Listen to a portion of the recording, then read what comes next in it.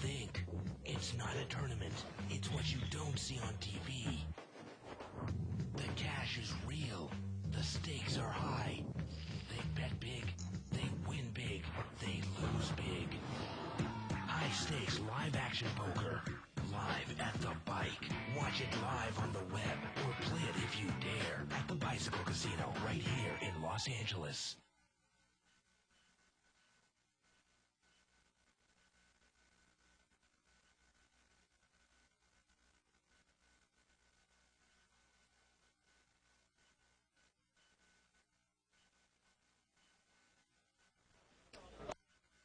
Hello, everyone, and welcome to Live at the Bike, brought to you by the Bicycle Casino in Los Angeles, California, the first and only webcast of real action, cash game, not tournament poker. My name is Bart Hanson. I'm here with Dave Tuckman. Tonight is our big whale game, then. It's a Wednesday game. We're actually doing the first game that we've never done the game that we're going to do tonight. 20-40 no limit with brown and white chips. $2,000 minimum buy-in, so it plays bigger than the 10-20. Right. Maybe I guess a little smaller than 25-50. Well, it depends. You know, it's funny. We always talk about playing games bigger or smaller. Sometimes if you get players that aren't as comfortable playing in a bigger game, they tend to tighten up and the game doesn't play as big. Right. As sometimes even a smaller game. Well, let's head over to the table and let's get into the action. Let's do it. Seat number one, we've got good old Action Mo, sporting the Hawaiian shirt. Seat number two, we've got Rupee. And you and I have played with Rupee the last couple of days, and he's a real tight player. Oh, my God. I mean, from what I saw, I know you talked to him, you got tangled up in a really big hand with him. He seems really, really tight with me. Pretty much when he's committing his chips, he's got it. I could be wrong. We'll see tonight, obviously. Seat number three, we've got Hollywood Russ. Hollywood Russ has really transformed his game the last couple of months. A lot of fun to have him in the booth last Friday. Seat number four is open right now, but we'll get that filled up right away. Seat number five, we've got a name, Rami. A new player. New player to the show. And it's interesting to see how he plays. Seat number six, we've got an old favorite, Action Carlos. Yeah, Action Carlos. Yeah, he's a real gambler. He likes to play, likes to have a good time. I got to tell you, there aren't many people that can pull off the pink shirt look, but Carlos is one of them. I wish I could, man, I tell you. Seat number seven is Ken. That's Kenny Wynn. Also, real solid, real tight player, but solid, tight, aggressive. He's not going to just sit there and get anteed off to death. Seat number eight, we've got Mike. And has Mike been on the show before? I think he was on one time before. At this high level? I don't know if he's played at this level before. But No, okay, I was curious. I've never really seen him play in a bigger game. I wonder if maybe he plays at the other casino at this high level. Interesting. Seat number nine, we've got Alan. No introduction needed there. Look at him, he looked at us. It's kind of spooky. And let's get into the first hand of the night. Yeah, so 20-40, no limit. Brown chips are $10 chips. Whites are hundreds. And getting into the first hand, we didn't quite see the action before. It doesn't look like anybody... Well, it looks like Rami's got 10 deuce, which is middle pair. And actually, it was Carlos with... It was pre-flop Razor with 10 deuce offsuit, and he takes it down with the middle pair there. Yeah. Take it down. Now, it's funny, I was actually just over in the 10-20 game, which you were playing in all afternoon, and I noticed that Ed Burt, and it's Ed Shanazarian. Yeah, it was an unbelievable game day, and I actually hopped in there, and I just... It seems like I'm going to play on Friday night, but every time I move up to the 10 game, things just don't go my way. I got in a hand with the Corporation Mike where we both flopped trips, and he won about $3,000 from me. I got a little bit of it back, but yeah, tough. Tough against Mike, because Mike is capable of making that bluff. Yeah. And obviously he could have also a smaller kicker than you could. So, but anyway, I was watching a hand between Ed Shanazarian, Mike, and Burt, and Mike had flopped two pair, and both of those players had over pairs. Pot ended up being about a $10,000 pot, and Ed ended up winning when Mike's counterfeit got his pair counterfeited. Huge pot. I mean, it ended up being about a $10,000 pot. Straddled pot here by Carlos, and no one has raised here. Looks like Carlos has got king 8. And that's good enough for him to bet. Yeah, it's going to bet. Someone needs to tell seat 5 to put his cards in the whole card camera vertically. There we go. Now, Mo here is going to raise with the nut flush draw, and he has an overcard. He also has position on Carlos, and that's one of the things he can do here. He knows there's a good chance, obviously, he can maybe take it away from Carlos, because Carlos does respect Mo. At the same time, he might be able to either take it away on the turn or even get a free card, depending on how Mo wants to play it. Well, Carlos Hands obviously can't take a lot of heat here. I mean, Mo could be doing this with a flush draw, but if Mo has a king or something better, I mean, Carlos has got king 8 here. And you can see in this case here, Mo is really not much of an underdog at all. It's pretty much a coin flip because Mo's got the ace that's also good. He's got 12 outs for the win. And you wonder if Carlos throws a crying call in here, does Mo take a card on the turn, or does he put Carlos on a weak king and really put him to the test on the turn? Well, the semi-bluff. That's the one that I'm really wondering here. It looks like he's going to... Is Carlos re-raising? Well, let's... Oh, wait a minute. No. He's thinking about it.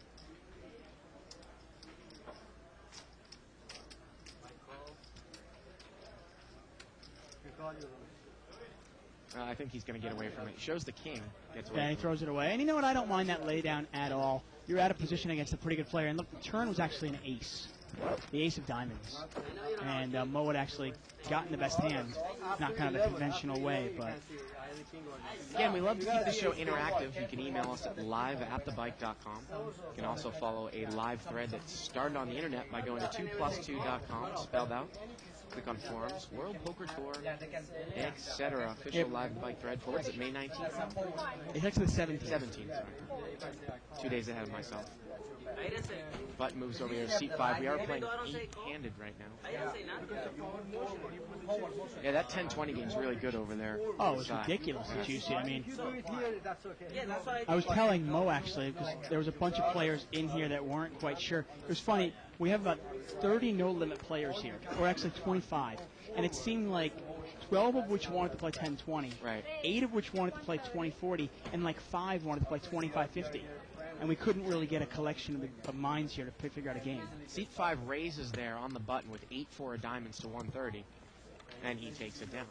We actually have Bobby Beland.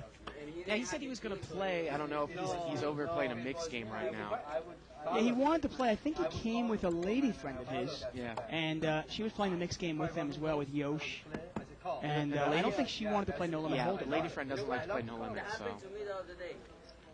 And I think that kind of a Bobby in a situation where he said, you know what, I'll stick in this game. Yeah. Okay. And then I say call. He put all his chips. Call. Yeah, his lady friend's good looking, Dave. You think so? Yeah. I do. I don't have very high standards, so... She's not Asian. I'm only an internet poker broadcaster. I mean, she's not Asian at all. No part of her. I know. Okay. Brunette, though. Live straddle here by seat number 8. Your standards are going way down. I mean, it went from Asian, now it's just brunette, that's all. Limp here, and seat 8 checks it. We got 2 ace-7 offsuits, and the big blind has king 8. And this pot is $120 because it was straddled. And look at this. King 8 for seat 8. He's got trip kings. And it gets checked around here. Turn is a jack. Let's see if seat 8's going to put some... He checked it again. Yeah, and he cannot lose the hand. We don't have it up there, but he can't lose. The river is a 4. It's a third diamond. And he bets 100. Now, Mike, you know... I've played with Mike a lot. I've yet to really figure out his game. He plays a lot of high-level no limit. He says he watches the show a lot. You played with him a lot? I've played with him quite a bit. You have? In the 5-10 game? Yeah, in the 5-10 game in the afternoon.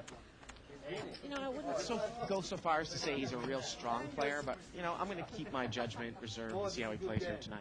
Yeah, it's interesting. We'll see. Yeah. Now, obviously, a hand like King 8 there, if you get any heat from anybody, you've got to realize you're probably in bad shape there because somebody's probably got a bigger king than you. Button moves over here to Kenny Wynn in seat 7.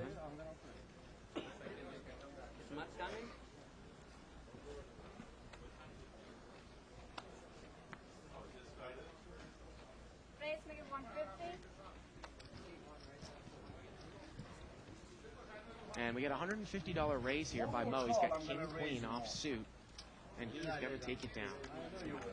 That's funny. Normally when Mo steps up to the 25-50, or in this case 20-40, sometimes he kind of, you know, he almost tightens up a little bit, but you wonder at a table like this, with seat number 2, with Rupi in the game, with, say, Kenny Wynn in the game, with Allen in the game, you wonder if Mo is going to try to be the table captain.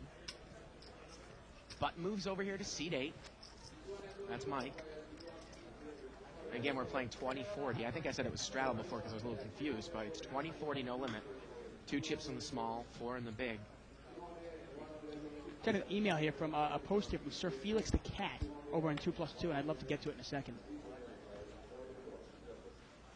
And this is a collection pot game, Dave. It's $11 per player for half an hour. So we got 8 players, so it'll be $88 that whoever wins this pot will have to pay. Carlos has got King 10 offsuit here.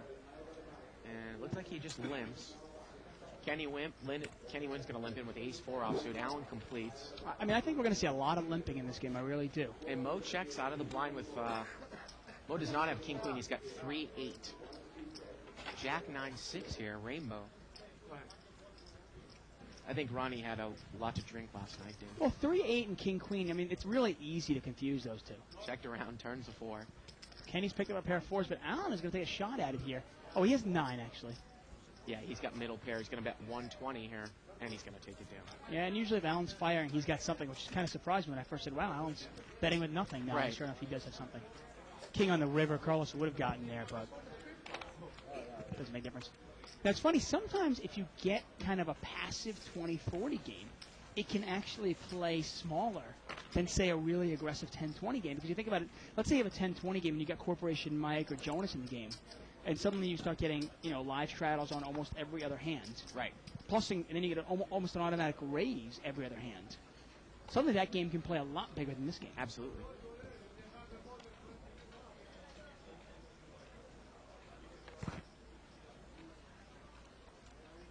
Button moves over here to Allen and C9. Allen's got Ace-King offsuit here. Carlos is going to limp in. Mike is going to limp in. Let's see if Allen raises here. Make it 120. And he's going to make it 120 here with Big Slick. And Carlos has got 8-10 suited. He makes the call, and we are heads up here, Dave. That's kind of a smallish raise. It's funny. I mean, Allen usually makes it about 120 to go in the 10-20 game. Yeah. Got about almost a $300 pot here. 9-3-5 misses both players. See if Allen can fire here with a continuation bet. I think he will. I mean... Check here, Dave. Wow, I'm wrong. Okay. Turns a 3. Now is Carlos going to bet out? Why not? Hey. He does, but I have a feeling that I think Allen's not going anywhere. And Allen immediately calls. $100 Well, bet. it's $100 into about a $300 pot. $100 call. And the river here is a 6. And Allen is good with Ace-King. Yeah. And is Carlos going to fire again? If Carlos fires about $400, I don't think Allen can call, but anything less than that, Allen probably does call. And he's just going to give up. And Allen turns over Ace-King. Ace-King is good. Yep. So, yeah, Sir Felix Cat, he actually said he can't listen to the show, so. Oh, he can't listen. No, he was actually just posting this up, but he said that a couple of the people he usually plays with in Amarillo, Cody and Orlando, said that they were on the show. And they were, obviously. We're obviously very familiar with Cody and Orlando. They were here for about a couple of weeks. Kept postponing their trip back. And Did they really? I spoke to Ronnie, and Yeah. he had mentioned that he actually saw them in Vegas down at the Mirage. Kind of sweating the action down there. Orlando's a really interesting player because he was really lagging. He's a super aggressive player that was running well while he was here. Yeah. You wonder if his style can really translate over the long haul. Obviously, I can his tell he swings was are pretty huge. aware, though. I thought he was a good player, Dave. No, he knew what he was doing, but you still wonder if that kind of style. Obviously, your swings are going to be huge when you play like that. Raise here by Kenny Wynn to 150, and we're not going to see a flop. Yeah. Kenny Wynn kind of very tight player over there. Button moves over here to seat 2.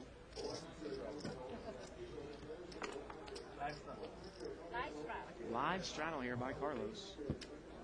So it's going to be $80 to call.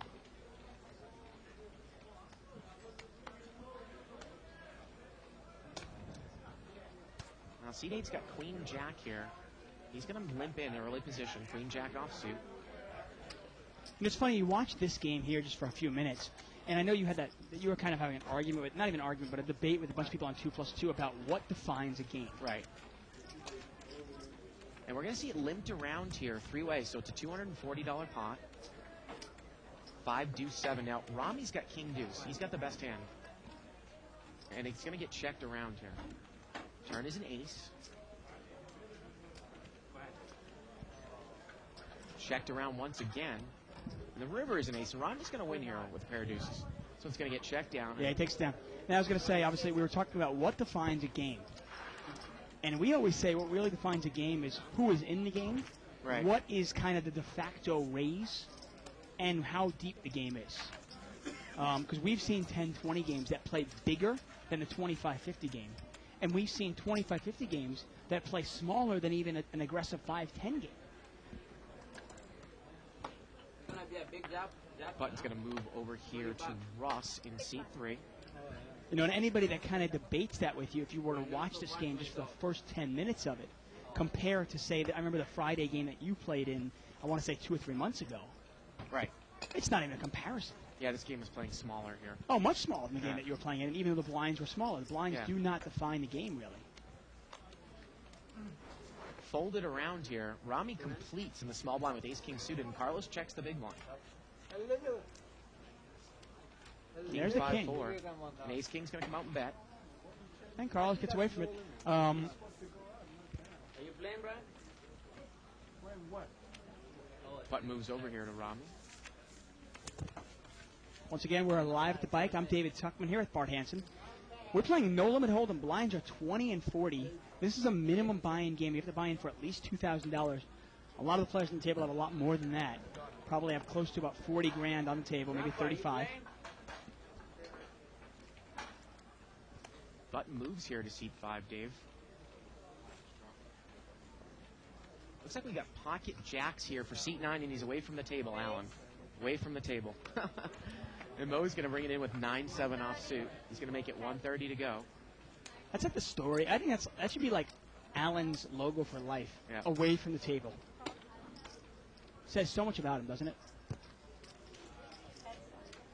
And Carlos is called here with king 9 suited. And Mo is dominated. Of course, he has position, and he was the pre-flop raiser. Yeah, now both players miss. Well, wow. Both players hit a 9, actually. Now, Mo's got the only diamond in the hand, 7. Now, that's not really a great flop for king 9, but it looks like Carlos is going to come out and lead at it. He's going to bet 200, and Mo immediately calls.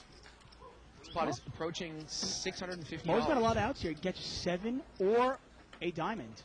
Turns a 5. Carlos is still good. Carlos bets 200 here, and Mo gets away from it. Mo Carlos picking a showed him better 9. spot there. And the river actually would have been a 6 diamonds, and Mo would have gotten there. Yep. With the flush. Problem with calling there, obviously, is you're not sure, is your opponent have a 10, or is your opponent betting with a big diamond? You're not really sure what you're rooting for. Button moves over here to seat 6. Carlos. I got to tell you, I was watching the Clippers game against the Suns. The end of Last night. Oh, man, it was crazy. I got into an argument with my roommate, Dave, because I was laughing at Jack Nicholson. I was saying, how can he be rooting for the Clippers? He's a big Lakers fan. And my roommate Ronnie's like, wait a minute. Let's get into this hand here. Kings, queens, and 9s. Oh, wow. Kings for seat number 6. That's Carlos. Queens for Mike. And Russ is going to limp in here in seat 3 with 7, 6 of diamonds. and 9s for Rami. And Rami's going to raise it up. Yeah, he's going to make it 220. And Carlos moves in. Oh, my A God. raise and an all in. And now it's over to Mike, who's got queens. Wow. Carlos immediately moves all in here. Oh, my. And I think Carlos, that's all in for about $3,000 there. Wow. And Mike shows Kenny Wynn the queens and folds. Hey, nice laydown. I got to tell you, that's a really nice laydown against Carlos. That is a super laydown for Carlos, and Mike has got to be so happy with himself right now. Wow. Mike has got to be so happy with himself because oftentimes a player will not show there, and all you do is left wondering. Man, that's he made it 220. Carlos moved in for 2,700. You might not put the guy in aces or kings there because you're going, wait a second, what's he scared of? Yeah, why would he raise so much there? Man, do you get away from queens there, you think, against Carlos?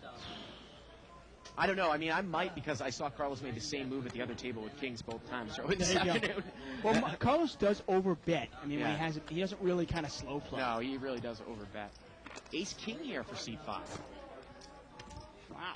340. And he's going to make it 140. 140 here with ace-king. That's funny. Right away, Rami's already he kind of has 2 different raise mounts. Made it 220 last hand with 9s, and now 140 with ace-king. And Allen calls with 8-10 offsuit, and we are heads up here. And there's the ace. Ace, deuce, 3, rainbow. Allen checks. And he's going to bet, and you imagine Allen's going to fold. Obviously, Allen has nothing here. And there it is. Now, obviously, the players at the table aren't going to pick up on that. They don't see the nines. They also didn't see the ace-king, so they don't know this yet. Anybody paying attention, if he actually shows some hands, can start picking up on the fact that, wait, he's raising different amounts. Why? So Jack Nicholson was rooting for the Clippers. I get this argument with my buddy who's from New York, and I'm like, that's like if you're a Yankees fan rooting for the Mets. He's like, oh no, so, it's your second team. You support the city's team. And I'm like, what a bunch of crap. Wait, he's from New York, you said? Yeah, he's from New York. Did he say he's a Yankee fan and a Met fan? He's like, well, yeah, I'm a Yankee fan, but I'll root for the Mets if they make it into the playoffs. Well, that means he's not a real New Yorker then. Exactly. I mean, that's what your roommate. I'm like, you don't. I'm know sorry. What I don't even know why you live with him. Yeah. You should kick his ass out. I'll put it this way: any real New Yorker, it's like in Chicago. Ask any Cub fan if they were happy for the White Sox last year. Sorry. Limp in here by Russ with king-queen offsuit, and now the button is raised with ace-6 offsuit. We are heads up here for $500. Mike, the pre-flop raiser. Russ, the early position limper. Russ checks. Bet 4. And Mike is going to bet 400 here. And I don't think Russ can call this, obviously. No, I don't either. I mean, he's actually behind, and he's got nothing, no part of this flop. He's going to throw it away, and Mike's going to take it down. Yeah. Now, it's a passive game, so you don't mind kind of the mini raise. Even in this game, the mini raise on the button, getting it heads up, and then taking it down. How about those Suns, man? I mean, they won, what was it, Game 5 or Game 6 in the same manner, last-second three-pointer, forcing it overtime against the Lakers. Unbelievable. I mean, really, they're like the never-say-die kids. Yeah. I mean, unbelievable. It's funny, you talk about allegiance in terms of that. One of my best friends, who's a diehard Yankee fan, I mean, he bleeds, the stripes. Yeah. He said 1986 was his worst nightmare because the Mets had to play the Red Sox in the World Series. And obviously being a Yankee fan, he hates them both so much.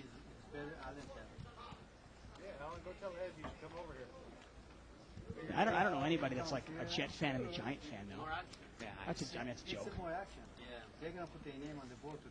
Mo's got ace-queen here.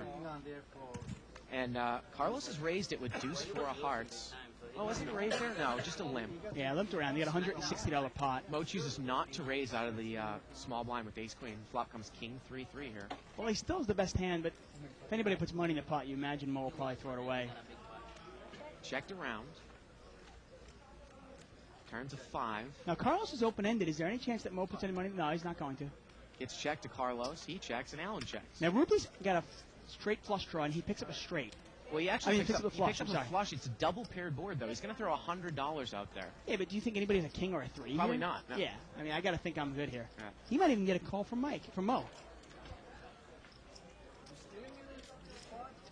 Well, look at this. Allen might call. Allen's got ace-6. We don't have it up there. Yeah. Mike is not in the hand with ace-4. And yeah, you might get a call from Allen. I would be surprised to see if Mo calls here, Dave. Well, he generally is giving up on the pot, obviously, when he didn't raise out of the blind with ace-queen. Yeah. And he's not going to call now. Both players fold there.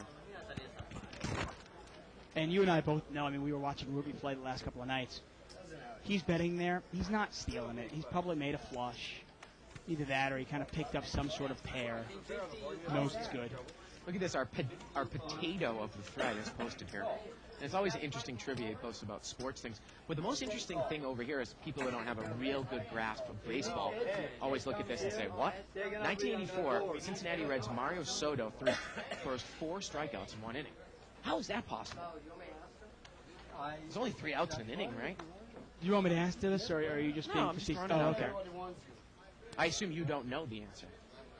Really? Are you really assuming that? Mo's got ace-jack here on the button. Do you think I'm a complete idiot? Ace. Okay, you know what? I'm just going to throw it out there then. Obviously, there was a pass ball, and player ran to first base before the catcher threw to first base. You still get credit for the strikeout, though. Mo made it 300 to go after 4 limpers, and he takes it down. No one sees the flop. Drop third strike. I know that's what you mean. Exactly. Drop third. Either pass ball, wild pitch, whatever it is. In terms of stats, you can have an infinite amount of strikeouts in a game. Yeah. It should really just be kind of a strike something, though. It shouldn't be an out. It's not an out. Yeah, but in terms of, like I said, in terms of stats, it is a K. So let's say Pojeto's stats here. So on this day, May 17th, in 1927, the Chicago Cubs beat the Boston Braves 4-3 in 22 innings. Okay. I tell you, Boston's been getting their butt kicked all the way back then. 1969, Baltimore, Cleveland, and Pittsburgh agree to go from the NFC to the AFC in the NFL. 1969, also the year the New York Jets won the Super Bowl. 1984, obviously, just said Cincinnati Reds. Mario Soto throws 4 strikeouts in 1 inning. Thank you, Porcheto. Carlos is he's going to straddle here, so it's going to be 80 to call. Now, Russ has got ace jack of diamonds in the small blind here. Dave. You have 2 seats for you and Bert maybe. Bert and Mike.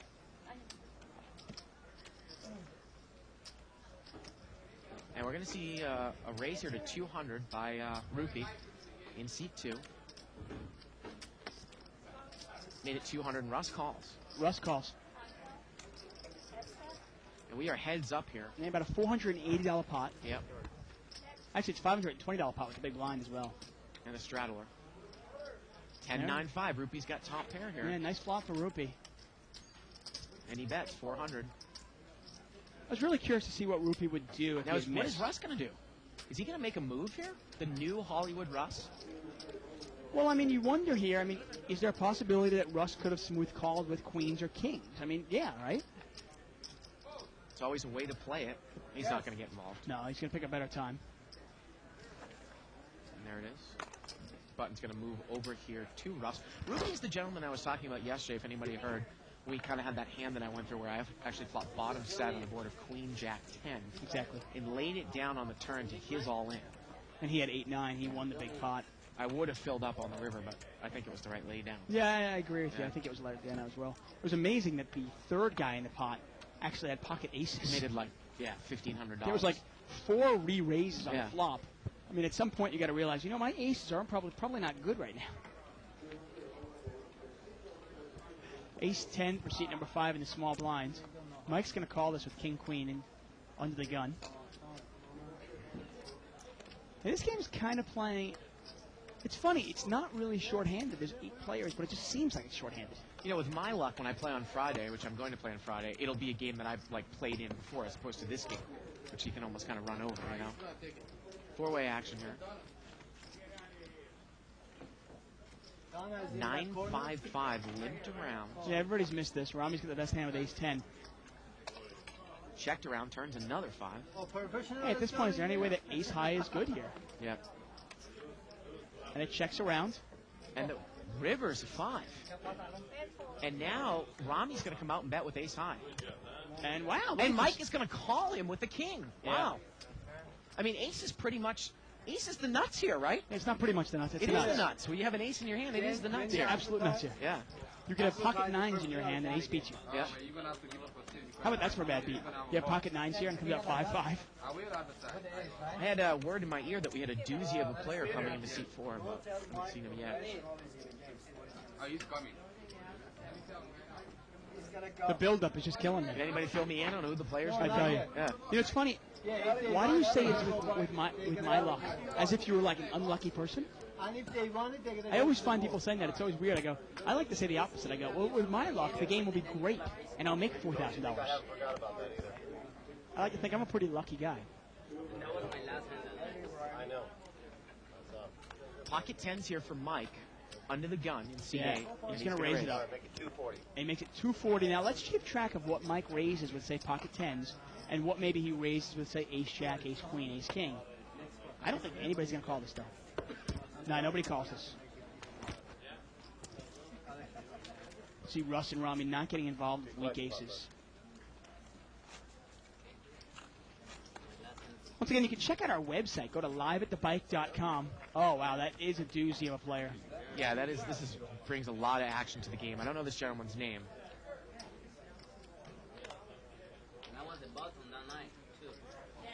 Razmik. Razmik, and I'm not sure if he's been on the show before or not, but he is an action guy. Absolutely. Why are you writing this down? Can you read that? It's amazing. We had this little player log that sits in front of us, everybody. Kind of keeps track of what players are in what seat. And whenever Bart writes it, it's not possible to read it. Carlos is raised here on the button. He made it 330. He's got ace queen. 230. Rupee's got ace 8. Now, Razmik is going to buy in for the minimum. He's a guy that likes to he might come here with 10,000 but buy in for the minimum and just shove. Always shove, plays shove. it like that. Yeah. I mean, he's not going to move all in, but he really does play it pretty aggressive. He's here to gamble. He's here to have a good time. And this game is kind of turning into a pretty good game. I mean, you look at Carlos. Yeah. Where's he going? Where's he going? No, sit down. Where are you going? Pocket aces here for Mike and pocket jacks for Carlos, who's last hand an ace-king here for seat 4. That's Razmik. Razmik is sat down with ace-king. Oh, this is unbelievable. 140. I tell you, we have a general rule. If you're going to go home, if you already stacked your chips, don't play the last hand. Just don't play it. Carlos has made it 140. I guess Razmik just limped in with ace-king and a $500 re-raise here by Mike. Raise and a re-raise. Is Razmik going to get away from ace-king here? And Razmik could do a lot of things. He's a really unpredictable player. He could lay this down. He also could And move he all moves in. in, Dave. I was going to say. He moves all in. And can Carlos get away from it now? He took the words out of my mouth. That should save Carlos. That should really save Carlos. Mike has re-raised you. Razmik has moved all in. If you're Carlos, get away from it. And I was about to say, he literally took the words out of my mouth. I was about to say, he could lay it down, or he could, and there, it came out. And Carlos is still in the hand, and Carlos likes to gamble. People there that if someone asks for 1,000, they tell him we have 2,000 here too. Thank you. Carlos is really thinking about this one. Wow, and I tell you, you get a raise and a re-raise out of the blind. It's not a tournament. Ace-king, man. Talk about a gambler. Well, like you said, And he you- bought yeah. in short, Dave. I think this is what he was looking for. Yeah, well, he's hoping, I guess, Mike's got queens. You know, queens or jacks. And he's hoping he's in a race situation. Obviously, I don't think he can think he's ahead here. It's 2,000 for Carlos to call. And the funny thing here is, you know, it looks so easy as a laydown, but against those two players, you might actually call with jacks against Mike and Razmik. Really? Call me crazy. I'll call you crazy. There's not a chance in hell you call that or I call that. No way. Here we go, the flop, 8-6-5. Well, he needs a 7 and a 9 here to chop it. Yeah, or running kings. Well, he can catch a 7 now. 7 would chop. Unbelievable. Nope. And Mike's going to double up. All I'm saying is that you have raised with jacks. And Mike, I've seen him do it, is the type of player that might re-raise with ace-6 suited. He might re-raise with pocket 8s. And I can't necessarily give Razmik credit for anything either. Okay, I understand what you're saying there, Yeah, but can't you pick a better spot? absolutely. Absolutely you can. But I'm just saying I think it is a nice laydown, but it's not as automatic as a laydown as it might look to some of the viewers that aren't specifically familiar with those two players that are in the hand. I mean, I do understand what you're saying, but I guess in the sense of, you know, I mean, I'm a pretty big gambler in the sense that if I feel like I've got a small edge, I will push my chips in there with a small edge. But in that case, I got to look at the range of hands and go, okay, I guess there's a chance one guy's got king 10 and the other guy's got ace jack. Yeah. But man, I mean, I might really be dead. I might really be dead in that case where somebody's got aces and the other guy's got ace king. I mean, I'm just in so much trouble. Look at this guy, Sir Felix Gatt, giving us a lot of backstory about Orlando. Oh, I guess he can hear us. No, I don't think he can. He's just responding to the threat. People have responded on the threat. Oh, there you go. Okay. Yeah.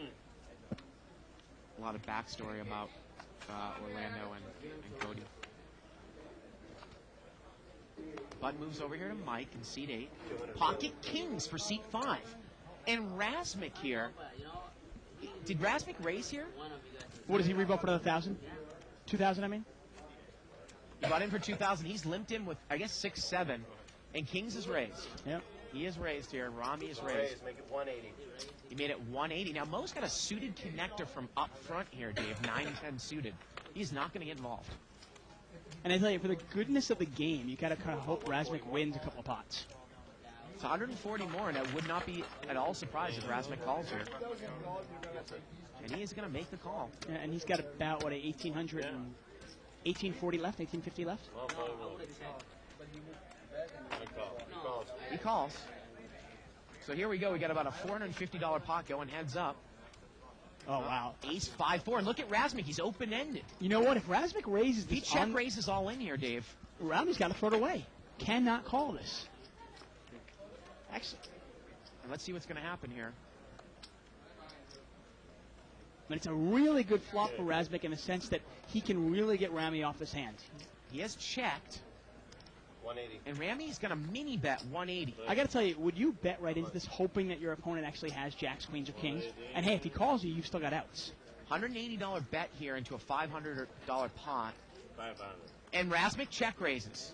He check raises to 500. The check raise semi-bluff here, and look at how easily Rami gets away from kings there.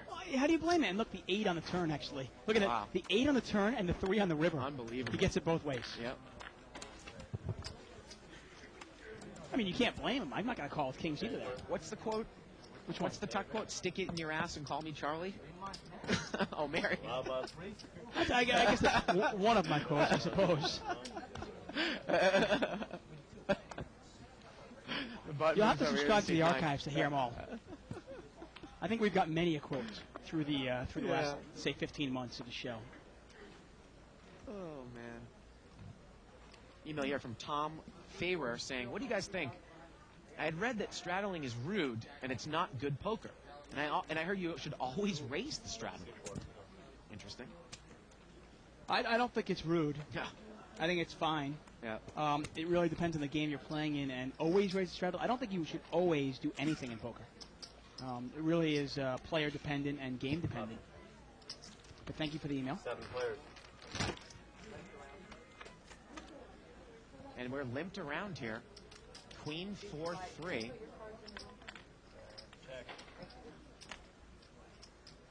Check around. It's going to get checked around.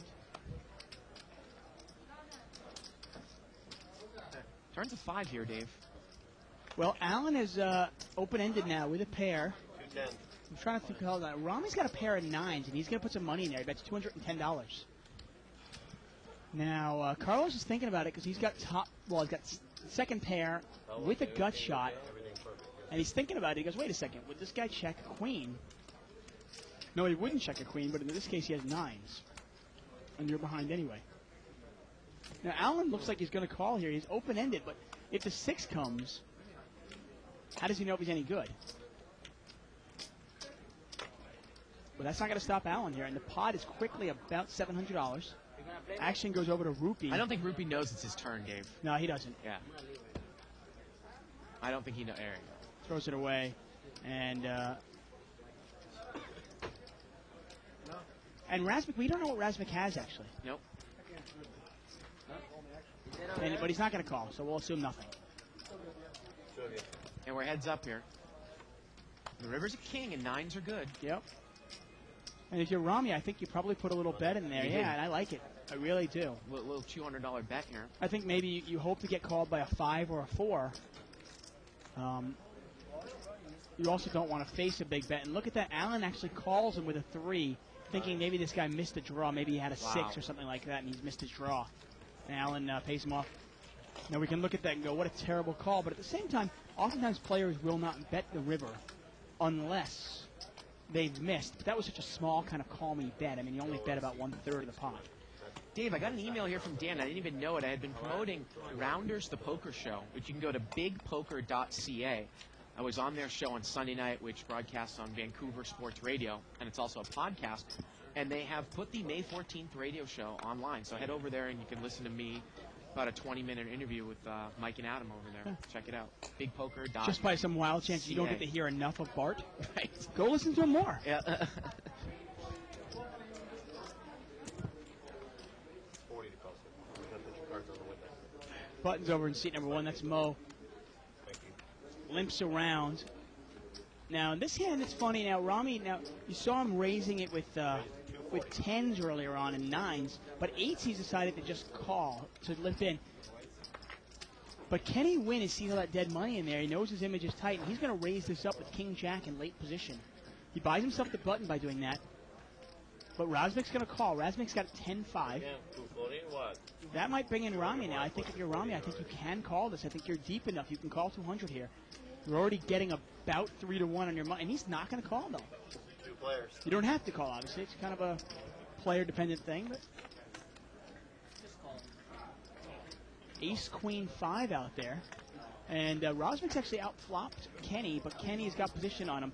And with an ace and a queen out there, you wonder if Razmik can call. 320. And Kenny's going to bet 320. Kenny doesn't make many moves. Makes a couple here, a couple there, kind of keeps himself afloat. Picks up some dead money in here and there. Rarely will you see him being a big winner. He just doesn't gamble enough. But he almost always wins. He's really a very good player. And Razmik is going to call this bet. Wow, and this pot is quickly $1,200. And look at that, 5 on the turn, and Razmik has hit his gin card. And problem for him, though, is Kenny really has nothing. Kenny has absolutely nothing. Now, the real gin card would be if Kenny took a card and the 10 came on the river, giving Kenny a straight, giving Kenny Broadway and Razmik a straight. Wow, but Kenny is going to bet it.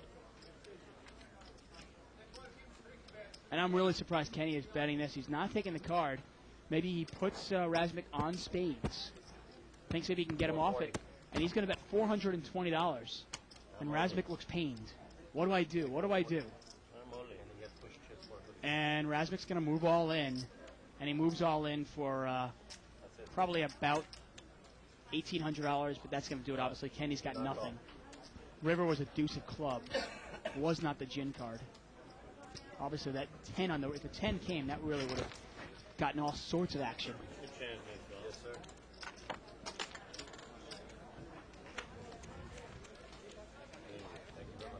Crazy stuff going on here.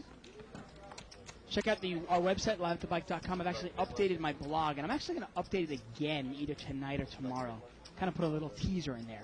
And Evelyn just told me that if you look under, of course, there's a lot of stuff on the left. If you look under our bios, the link to that interview is over there on the site. Oh, super. Now as well. That's great. So you can just go to liveatthebike.com, left-hand side, click on our commentators, and then check out Bart's bio. 20-40 no limit. Brown chips are 10, whites are hundreds. If you see any green chips, they're thousands. Big purple ones are 5,000. I don't see any on the table right now, but you never know. Mo's going to raise this up, though. He's in position, and he's going to make it 180 to go. Ace, deuce of diamonds. Yeah. And Razmik is going to call him with a suited ace as well. Yeah. Actually, he mini re-raised him. No, he just called. I think he mini re-raised him, Dave. He did. Did he? He picked up the nut flush Okay, draw. well, there you go. He mini re-raised Wow, him. what a flop for him. And Mo immediately called. Well, Mo has outflopped him, but Razmik is a favorite. Razmik can catch a 5-4 straight. Razmik bets 400, Mo immediately folds. Obviously could have caught a 5-4 straight. Obviously a 3 would have been good, or any heart. Email here from Doug. He says, what is a straddle and what is the advantage of doing it? That's another thing you can check out our website over as seen on Live at the Bike. Right? Exactly. Definition of terms and such that are commonly used on the show. Yeah, if you ever hear anything, if you ever hear one of us say something you just don't understand what the heck we just said, check out the website first. If it's not there, then email us and we'll tell you what it is. Yep. And we'll make sure we put it on the website. We also have a really cool section on the website called, it's like our poker news. And it's constantly updated. Got some really cool stuff on there. Limped around here, Dave. Like you said, you correctly said you thought there was probably going to be a lot of limping. Although Razmik really changes things. Really, really changes things in this game. The whole dynamic of the game has changed just with one player being added to it. Well, Mo limped in with ace deuce of clubs, and he's got top pair here. You know, I like Rami's hand, and he's going to bet it, and I like it. I like betting in there with the straight draw. Wow, and look at this. Now, he bets 120, and some people would just fold ace deuce there, but Mo actually raises him. Well, Mo is actually putting pressure on Rami in the sense that, let's say Rami's got ace jack or ace 10. Can you call with a hand as weak as that? Rami's out of there. And I think that's part of the reason Mo played that. I mean, I was going to say, oftentimes we see Mo step up at this level and play it really tight. But with this lineup, he actually might be the aggressive player at this table. Johnny posted on 2+2 that Jack Nicholson was actually doing a movie in Arizona, and he was invited to the game, and he wasn't rooting for either team. I guess I stand corrected. I could have sworn he was clapping. 6 jacks, I have 8. Maybe he's clapping for the Suns girls. I heard there's something.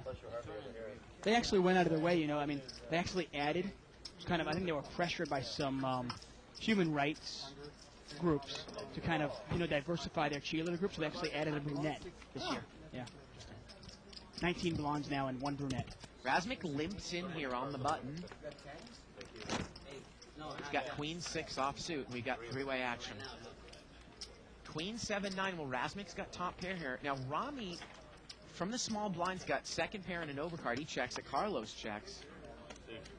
And Rami's going to bet. Razmik's going to bet. Now, let's see if Rami's going to get involved. He makes the check call here. Pot is over 100. And now he might get more involved. The queen pairs. He really might. And look at this. Razmik checks the queen, though, and the river is a king. It went check, check on the turn. 500. And now Rami checks, and now Razmik bets 500. He overbets the pot here. Wow. Razmik's kind of put on his little tricky hat. Yeah, but Rami folds. Yeah, Rami's not going to fall for it, though.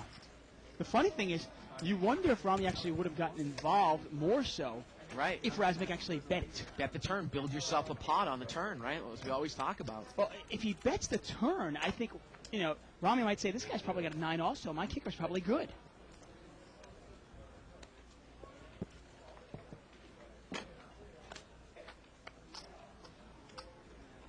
Button moves here to seat 5.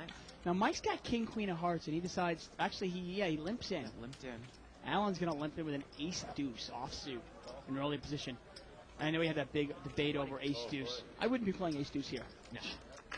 Not in early position for sure. Offsuit. Razmik limps in, and it's going to be limped around. No, wait a minute. Is Carlos going to raise here? Looks like he might. Yeah, it looks like he is. He's going to Yeah. raise with king 10 offsuit here, Dave. Out of the blind. See if he can pick up all that dead money. Now, a lot of dead money in there with his $40 blinds. Wow, look at that. Mike doesn't get involved with it. That's a really tight laydown with Carlos when you limp in with king queen suited, which is kind of a premium hand, Dave. I mean, it really is. 60 more. I mean, the only problem with king queen suited is, especially heads up, okay, you flop a queen or you flop Right. a king, and then where are you then? You know, what are you going to, I mean, now let's say a king comes and Carlos bets 500. What do you do? And Razmik calls here with 8-9. And we've got a pot of $500 here going heads up. Carlos, the pre-flop raiser, out of the blind. Well, Razmik's outflopped him. He's got middle pair. And this is the exact situation where, I mean, and I think Mike's made a nice laydown there by folding king queen there. I mean, you don't put yourself in a spot here. What do I do? Carlos bets 350, 450, 450 into a $500 pot. He's really putting Razmik to the test here, really trying to represent maybe an overpair here. I mean, Razmik can't beat the queen. Can't beat the queen. He can't beat jacks, obviously. Can't beat kings. Really can't beat anything except the bluff. Maybe like ace king, something like that.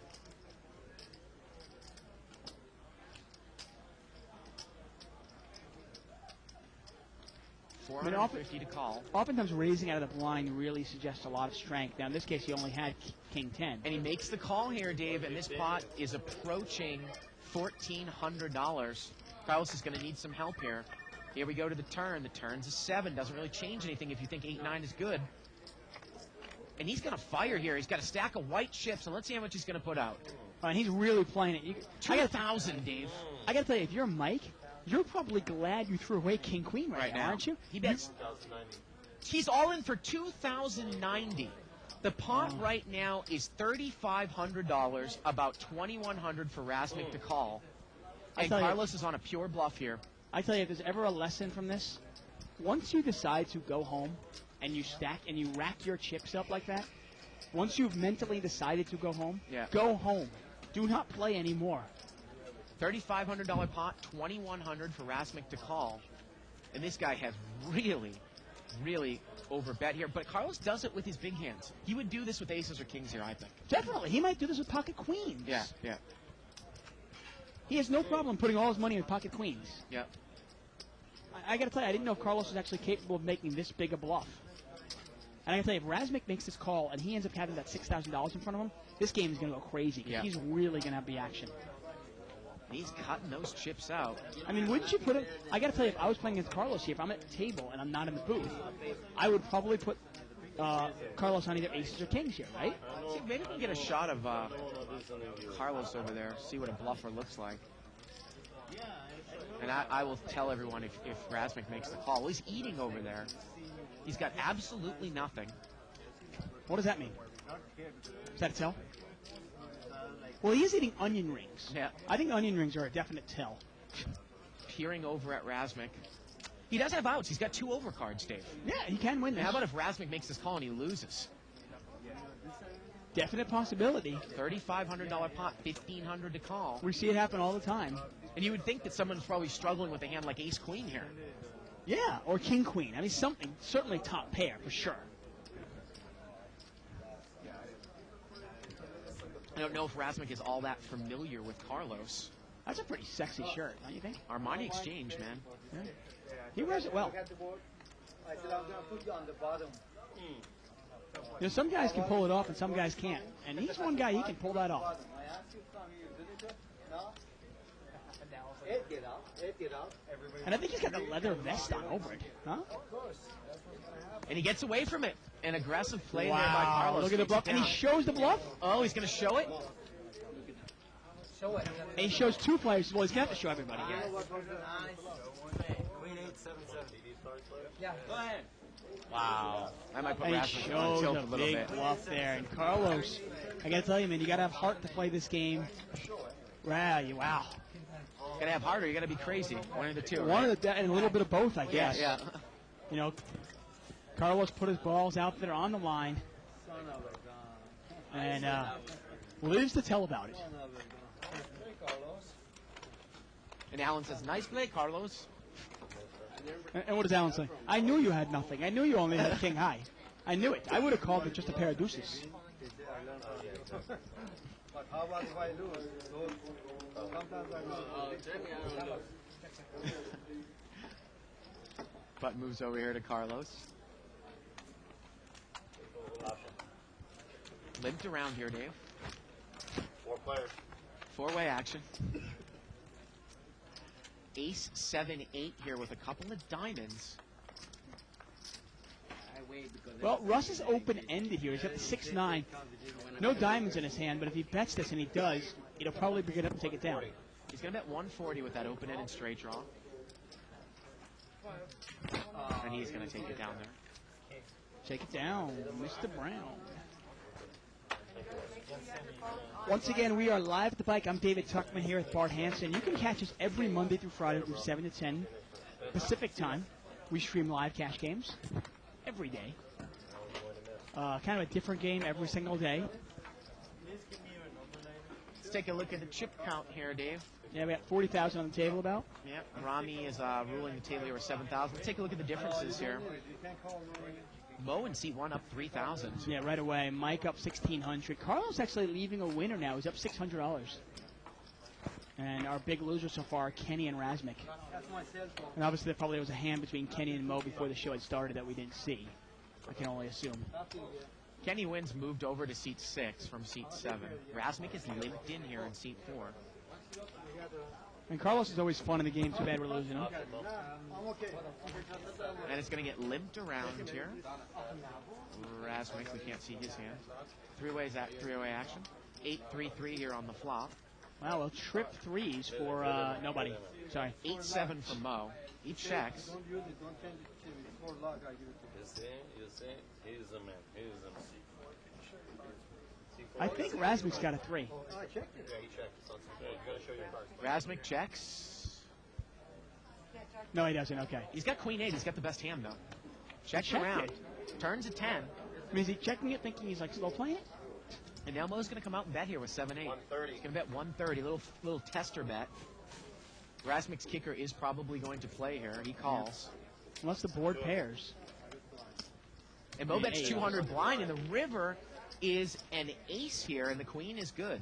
I don't think Razmik's going anywhere. It's a $200 bet here by Mo. No, I think he'll probably put a call in there. Okay. Queen 8 is going to take this one down. I think Mo thinks he's good, though. No.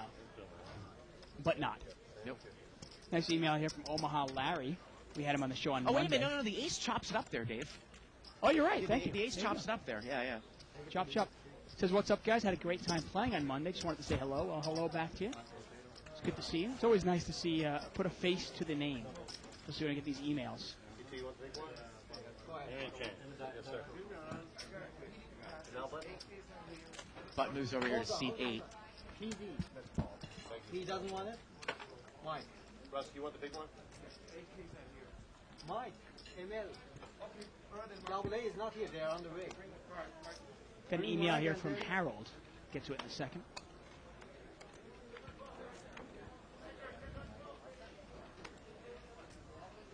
Getting word that Corporation Mike might come in the game, Dave. Maybe if Ed is left over there. And Ed has left, so Mike might come in the game over here. This is a game that Mike really might be able to run over. It might be a good game for him, Dave. Every day winning, right? Yeah, I think it'd be a great game for him. Yeah. Every day winning. He's got a raise here by seat 5 to 170 with 8-10 off suit. Although Razmik will drive him nuts. And Razmik's going to call here with queen deuce.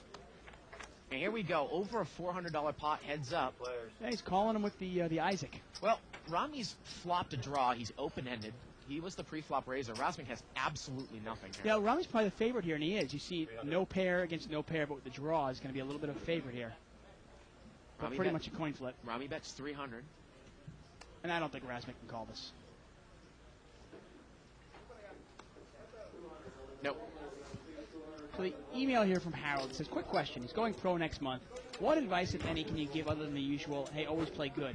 Money management, small stakes, high stakes, etc. All I play is no limit. Any advice for Harold? If you learn from me, you're gonna I mean, if Harold listens to the show, I think we've kind of given bits of advice throughout the last year and a half. You know? I mean, I think, if there's any advice I can give, Ronnie just said, don't do it. Right. I mean, obviously, if you're going pro, obviously, I'm assuming that you've made a decision and you feel like it's the right decision for you. Always be open to improving, and always keep an open mind on your game. I mean, I think the day you stop learning is the day you're done. So keep watching the show, keep reading magazines, read articles, read books, get a couple of good friends that you can kind of talk about poker with. Kenny Wynn is going to raise here to 130 with king queen Three suited. players. It's going to get called by Russ with the suited ace 7. That's real surprising. They're out of the blind. Kenny Wynn's raise, and Razmik with jack 9. Well, see now how is Russ going to play this, Dave? Well, if Kenny bets, I got to throw it away. Oftentimes, I'll actually bet my ace-7. I'll just bet into him right away, and if I even get called, I'm done with it. Well, Kenny checked it. Turns an 8. Well, that gives you a lot of that. Makes it a little easier. And Russ checked it again. Well, Russ wants to keep this pot as small as possible. He doesn't want to put any money in the pot unless he has to. River is a 6. And ace-7 is good, obviously. And I assume that Russ is checking to check call here. Well, I think if Kenny were to bet, I think he might check fold. And since $100 bet Razmik is here. betting, I think it's an easy call. It's And $200. $200 bet, and he Yeah. makes the call. Yeah. And it was funny, Tracy came in the booth before while Bart was out. Kind of came in for a second, looked at me, and kind of shrugged and walked out. Where's Bart?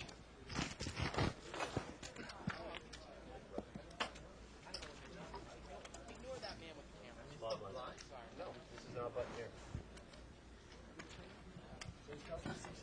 Button's in seat number 2 now. Actually, I want to say Button's in seat 3. I'm sorry. What are you doing to me, Ray? Lines are still 20-40. Now, one thing I will give you advice. More important than anything, keep watching our show. Keep watching the show. The more hands you play and the more hands you see, try analyzing the hands, too, as you're watching it like we do. And the more hands you see, the better you will get, guaranteed.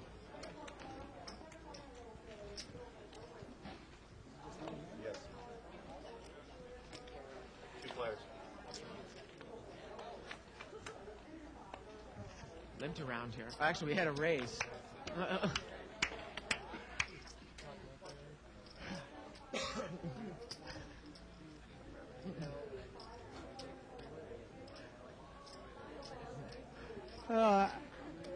Alan's actually going to bet this in position. He bets $200 into about a $300 pot. Razmik's going to call him with absolutely nothing. And turn is a king, and if anything, Alan's probably got to think he's better now. Razmik's going to check it, and if I'm Alan, I'd probably put in one more bet here, take a free showdown. Oh, it gets check. The river's an ace. And that's probably the scariest card you can see there. If Razmik had a draw, you got to say, okay, well, either Jack 9 or maybe Queen Jack. And Razmik bets 500 here on the river. And if Razmik was in there with, say, some sort of garbage ace, well, he got there.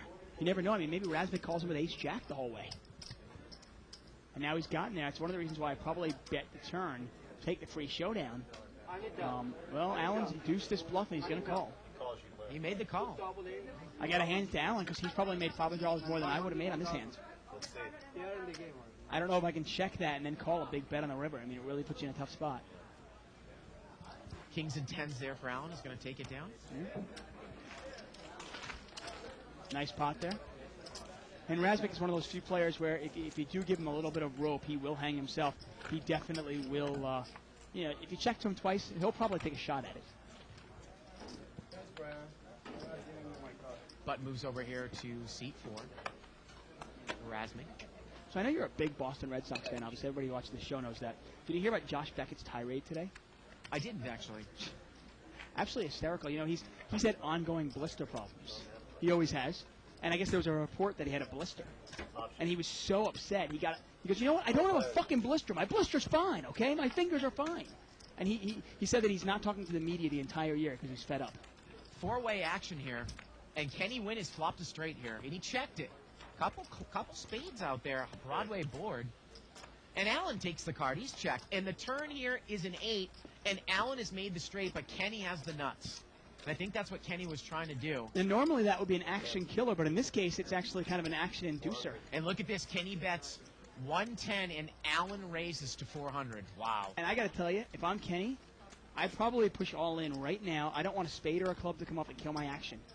I mean, Rami got a free card there with that kind of weak flush draw, too, on the flop. At this point, I assume Allen's got the jack, and I'm going to put him to a test right now. I'm going to raise him big right here. And He's now. not getting away from a jack, Dave. I think that's the whole point. A proper move. But I don't want a spade to come off and maybe kill my action, and maybe then Allen thinks that I've rivered him. Look who's coming into seat 6. Seat 7. I mean, it looks like Kenny might min-raise here, but I think I would push. Well, we can't really quite see how much Allen has. Kenny's going to re-raise. Re-raise.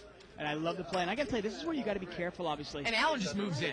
Allen's all in here. And that's obviously an inexperienced mistake. We always talk about you've got to really be careful. When a player like Kenny has bet into you, you've raised him, and he's re-raised you. Okay, he's got a minimum of a jack. Allen is drawing to a chop, and the river here is a 9. Kenny's going to win it. Yep. And there it is. Kenny's going to win. It looks like Allen had him covered. But actually, you know, you look at that river, and if you play that slow, that river definitely might be a little bit of an action killer. It's a third club. It pairs the board. Exactly. You suddenly cannot beat a whole bunch of things. You can't beat 9-8 anymore. You can't beat 10-9. But you've got to be aware. We always talk about really being aware. A mistake that a lot of inexperienced players make is a player like Kenny Wynn bets into you. You raise him. Okay, that's fine. Now he re-raises you. He's got a minimum of a jack. He might have king jack. He might have a jack with a spade draw or a flush draw, in which case he's free rolling on you. I mean, if anything, I'm crying calling. Yeah. I'm probably laying it down. And I knew right when he said call, I said you got pocket nines, there's going to be a 7 on the turn. So Mike is talking about that hand that you went over at the beginning of the show. Yeah. Cry me a river, Mike, okay? You know what? I love Mike, I really do. And Mike gave Ed all my money because Mike flopped trip 10's the better kicker. Right. Cry me a river. Yeah, no, but the one thing about Mike, I got to tell you, blah, blah, blah, fungu. Okay. Anyway, Mike, he talks about all the time, he always talks about his bad beats, right? Oh, I can't believe Allen sucked out on me. I can't believe this guy sucked out on me. Right. Oh, I love, ask Mike what he did to me last night. Friggin' bastard. Yeah, that's it. Shine that bald head of his. Mr. Clean. By the way, another guy who can pull off the pink shirt look. I can't believe nobody else has noticed this leather vest that Razmik is wearing. Mike said he's never played this before in 2040. He's obviously played 25-50 and 10-20. He's also played 50-100. But again, this game is playing smaller than an aggressive 10-20. Oh, definitely. Yeah. A lot of limping. Let's see if Mike's going to drive forward, kind of try to rule this table here. No, he might not with this hand, but... 5-way action here. It's a $200 pot. And Mo. Wow, look at the flop for Corporation Mike. I didn't win one time. 120. 120. And Mike is going to bet 120 here. He's got bottom 2 pair. He flopped bottom 2 great pair. flop for him. Yep. Now, unfortunately for him, nobody's really got anything. Yep. My friend, I got 3-4 of hearts. Mike says he's got 3-4 of hearts. Razmik has absolutely nothing here. I can't believe it. Mike is lying. I do already. Razmik folds. Kenny Wynn's got Jack 10 here. The only guy I don't want calling. Well, he's not going to get involved. But what I was going to And he shows with 3 hearts. what I was going to say is, you might actually see a guy like Kenny get involved with that hand against Mike just because it's Mike. Yeah. The turn would have been a 3. I saw that in the rabbit game. Well, there you go. Mike would have filled up. Pretty sure to hit, Mike. Real tough to figure out, huh? What? I mean, I have no problem gambling with Mike a little bit. I know Kenny will as well, but sometimes you got to pick your spots, obviously. You know Mike is going to be mixing it up all night long. There's no, pressing urgency to make it, to kind of mix it up when you only have second pair, no kicker. That's what you said before, man. You broke my keep flying, you, Carlos. Once again, if you want to keep the show interactive, we really like to interact with you guys. Email us at live@thebike.com. You can also follow a live thread over at 2plus2.com. Got a limp in here by Razmik with Queen 8. Limped around 3 ways. You want it? Again? 9.65 with a couple of hearts. Mike's got a bottom pair and a gut shot. He's going to bet 120 here. Now, Mike L has 5.6. He's got bottom 2 pair here, Dave. Oh, excuse me. Mike L has 5.6. He's got bottom 2 pair. And Mike in seat 8 folds the 5.8. I got that a little wrong. Now, Razmik, he's got a gut shot. And Mike has flopped 2 pair twice now. With a turn to king.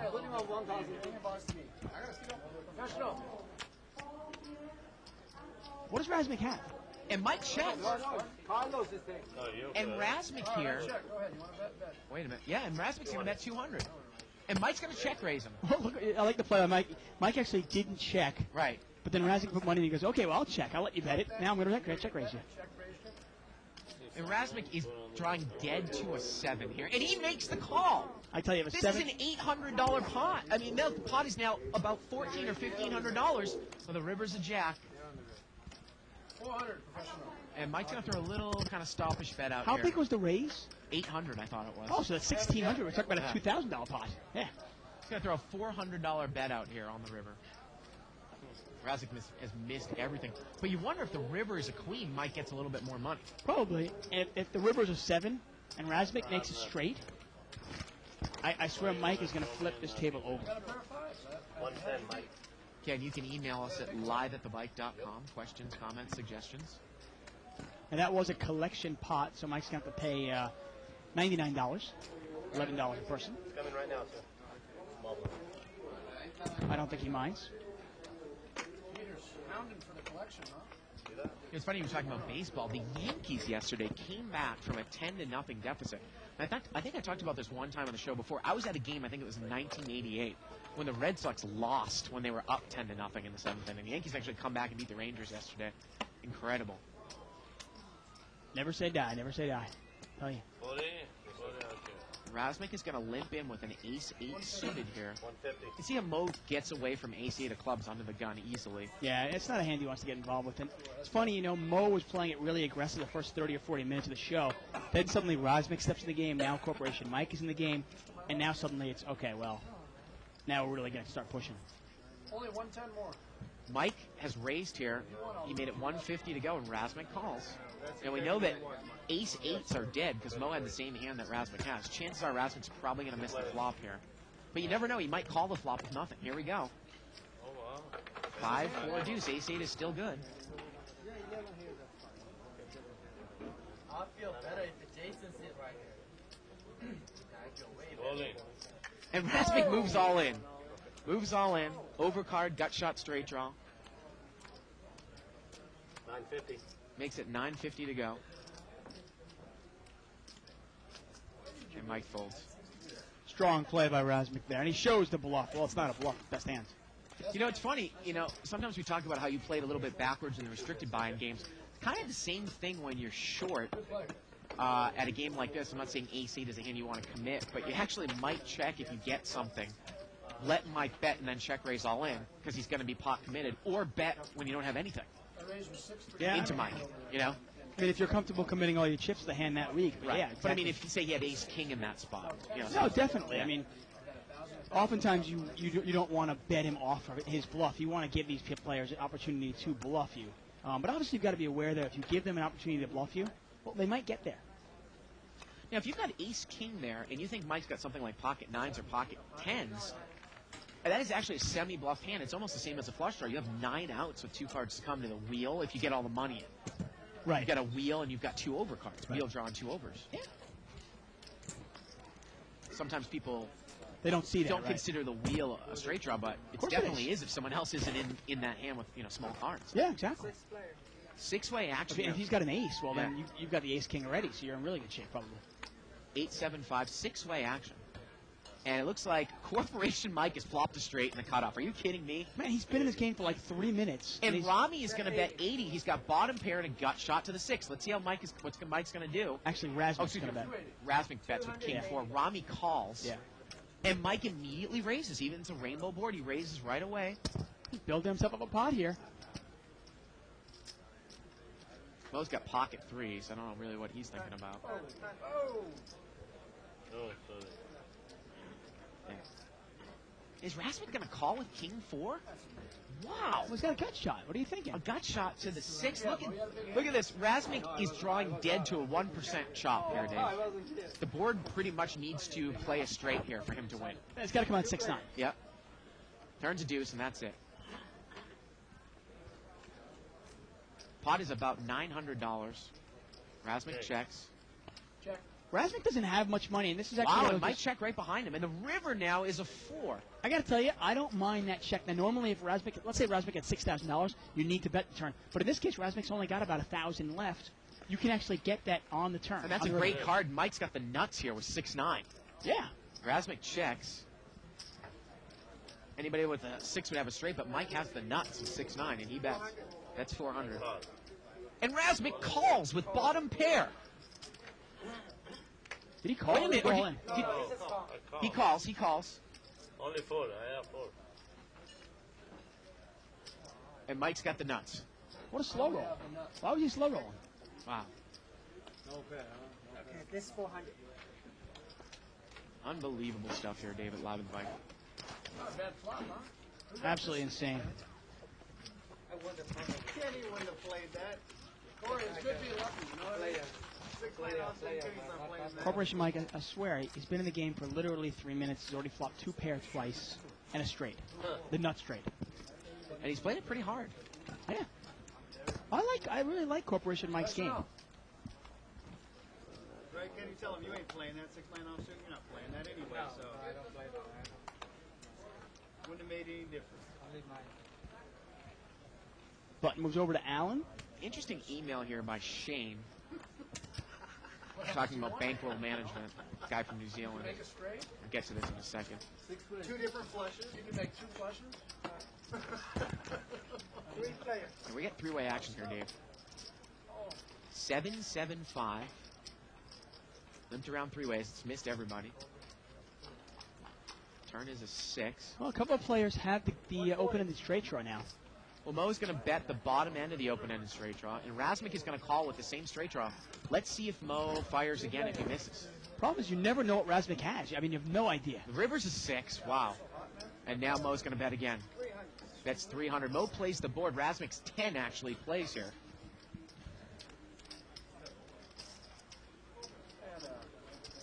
And Rasmus is out of there. Nice bluff by Mo there. Email here from Shane Murphy. He says, bankroll management is generally accepted at 1,000 to 2,500 times the big blind. Generally 1,000, but Brunson has said up to 2,500 for no limit play. The bankroll's there to help with the swings, but my question is, how big of a swing do you have to take before you say, hey, maybe I've lost my edge here and something's wrong with my game? Well, the point of this email, 1,000 times the big blind for a bankroll? Are you kidding me? He said 1,000 to 2,500. Yeah, but I mean, are you telling me that you're going to sit down and play the 10-20 no limit game on a consistent base? Oh, again, you know what? Again, I don't necessarily know what he's talking about in terms of bankroll. Yeah, what I it mean- means. Well, that would mean, if you have 2,500 times the big blind and you play a 10-20 game on a regular basis, that would mean $50,000. Now look at this. Rasmus is going to move all in here with 7-9 offsuit from up front. And looking around the table, I'm not sure if anybody's actually going to give him action. This will probably work. And it is. But I got to tell you, I mean, 2,500. I would think if you're doing this for a living, that would be the bare minimum. I mean, 1,000 times the big blind. I mean, even playing 5-10 Dave, start with $10,000 or 10-20 with 20,000. Yeah, now it was funny. Now Brunson actually said it's 2,500 for Right. no limit play. Right. Not limit play. That's no limit play, obviously bigger. So 2,500. You're talking about $25,000 for the 5-10 game. Right. $50,000 for the 10-20 game. I mean, that's definitely a light, but at the same time, you can probably get away with it. I think you can get away with 2,500, maybe, not 1,000. No. Well, he's not saying. He never said 1,000. He This said is generally 1,000. right, but okay. He's saying here for no limit play, right? We are reading the same email, right? Yes, we are. Okay, I'm just curious. Now Mo does not raise here with ace I'll go queen. Shirley on me or something. And look at this. Ace queen Mo didn't raise with. He limped. I think he's thought that Razmik might raise out of the blind, and I think he's actually going to be able to pull the limp re-raise here, Dave. And that is exactly what he does. He re-raises to 1,000. He limps in the cutoff with ace-queen. And he gets Razmik to mini-raise him, and Razmik's going to put all it in with 10 deuce suited. Now, this is kind of what was funny. We talked about that Texas Hold'em game in Vegas. Razmik is drawing live here. He's not that big of a dog. Yeah, he's about at what, about 2-to-1 dog here? Here we go to the flop. Oh, there's the ace. He's in much worse shape now. He can get running spades. Or a running real straight. No, that's it here, folks. He's drawing dead. Matter of fact, you can't lose. Yep. Thank you. Thank you, Razmik. It's been fun. Yeah. Same exact game. The other thing, too, I think maybe this guy's mixing up. He says 1,000 to 2,500, then he says generally, but Doyle Brunson says 2,500 for no limit play. Well, 1,000 times the big blind, like in a limit game. I can see that if you're playing 20-40 limit. That's exactly what I'm talking about, right. And you start with, say, 20,000 in a 20-40 game, which Well, I still think is a 20-40, little bit that would less. actually be 1,000 times, be $40,000. Well, I don't know if big blind in a 20-40 game is 20, right? 20, Oh, right. That's what you mean, Yeah. 20,000 is probably enough to play 20-40.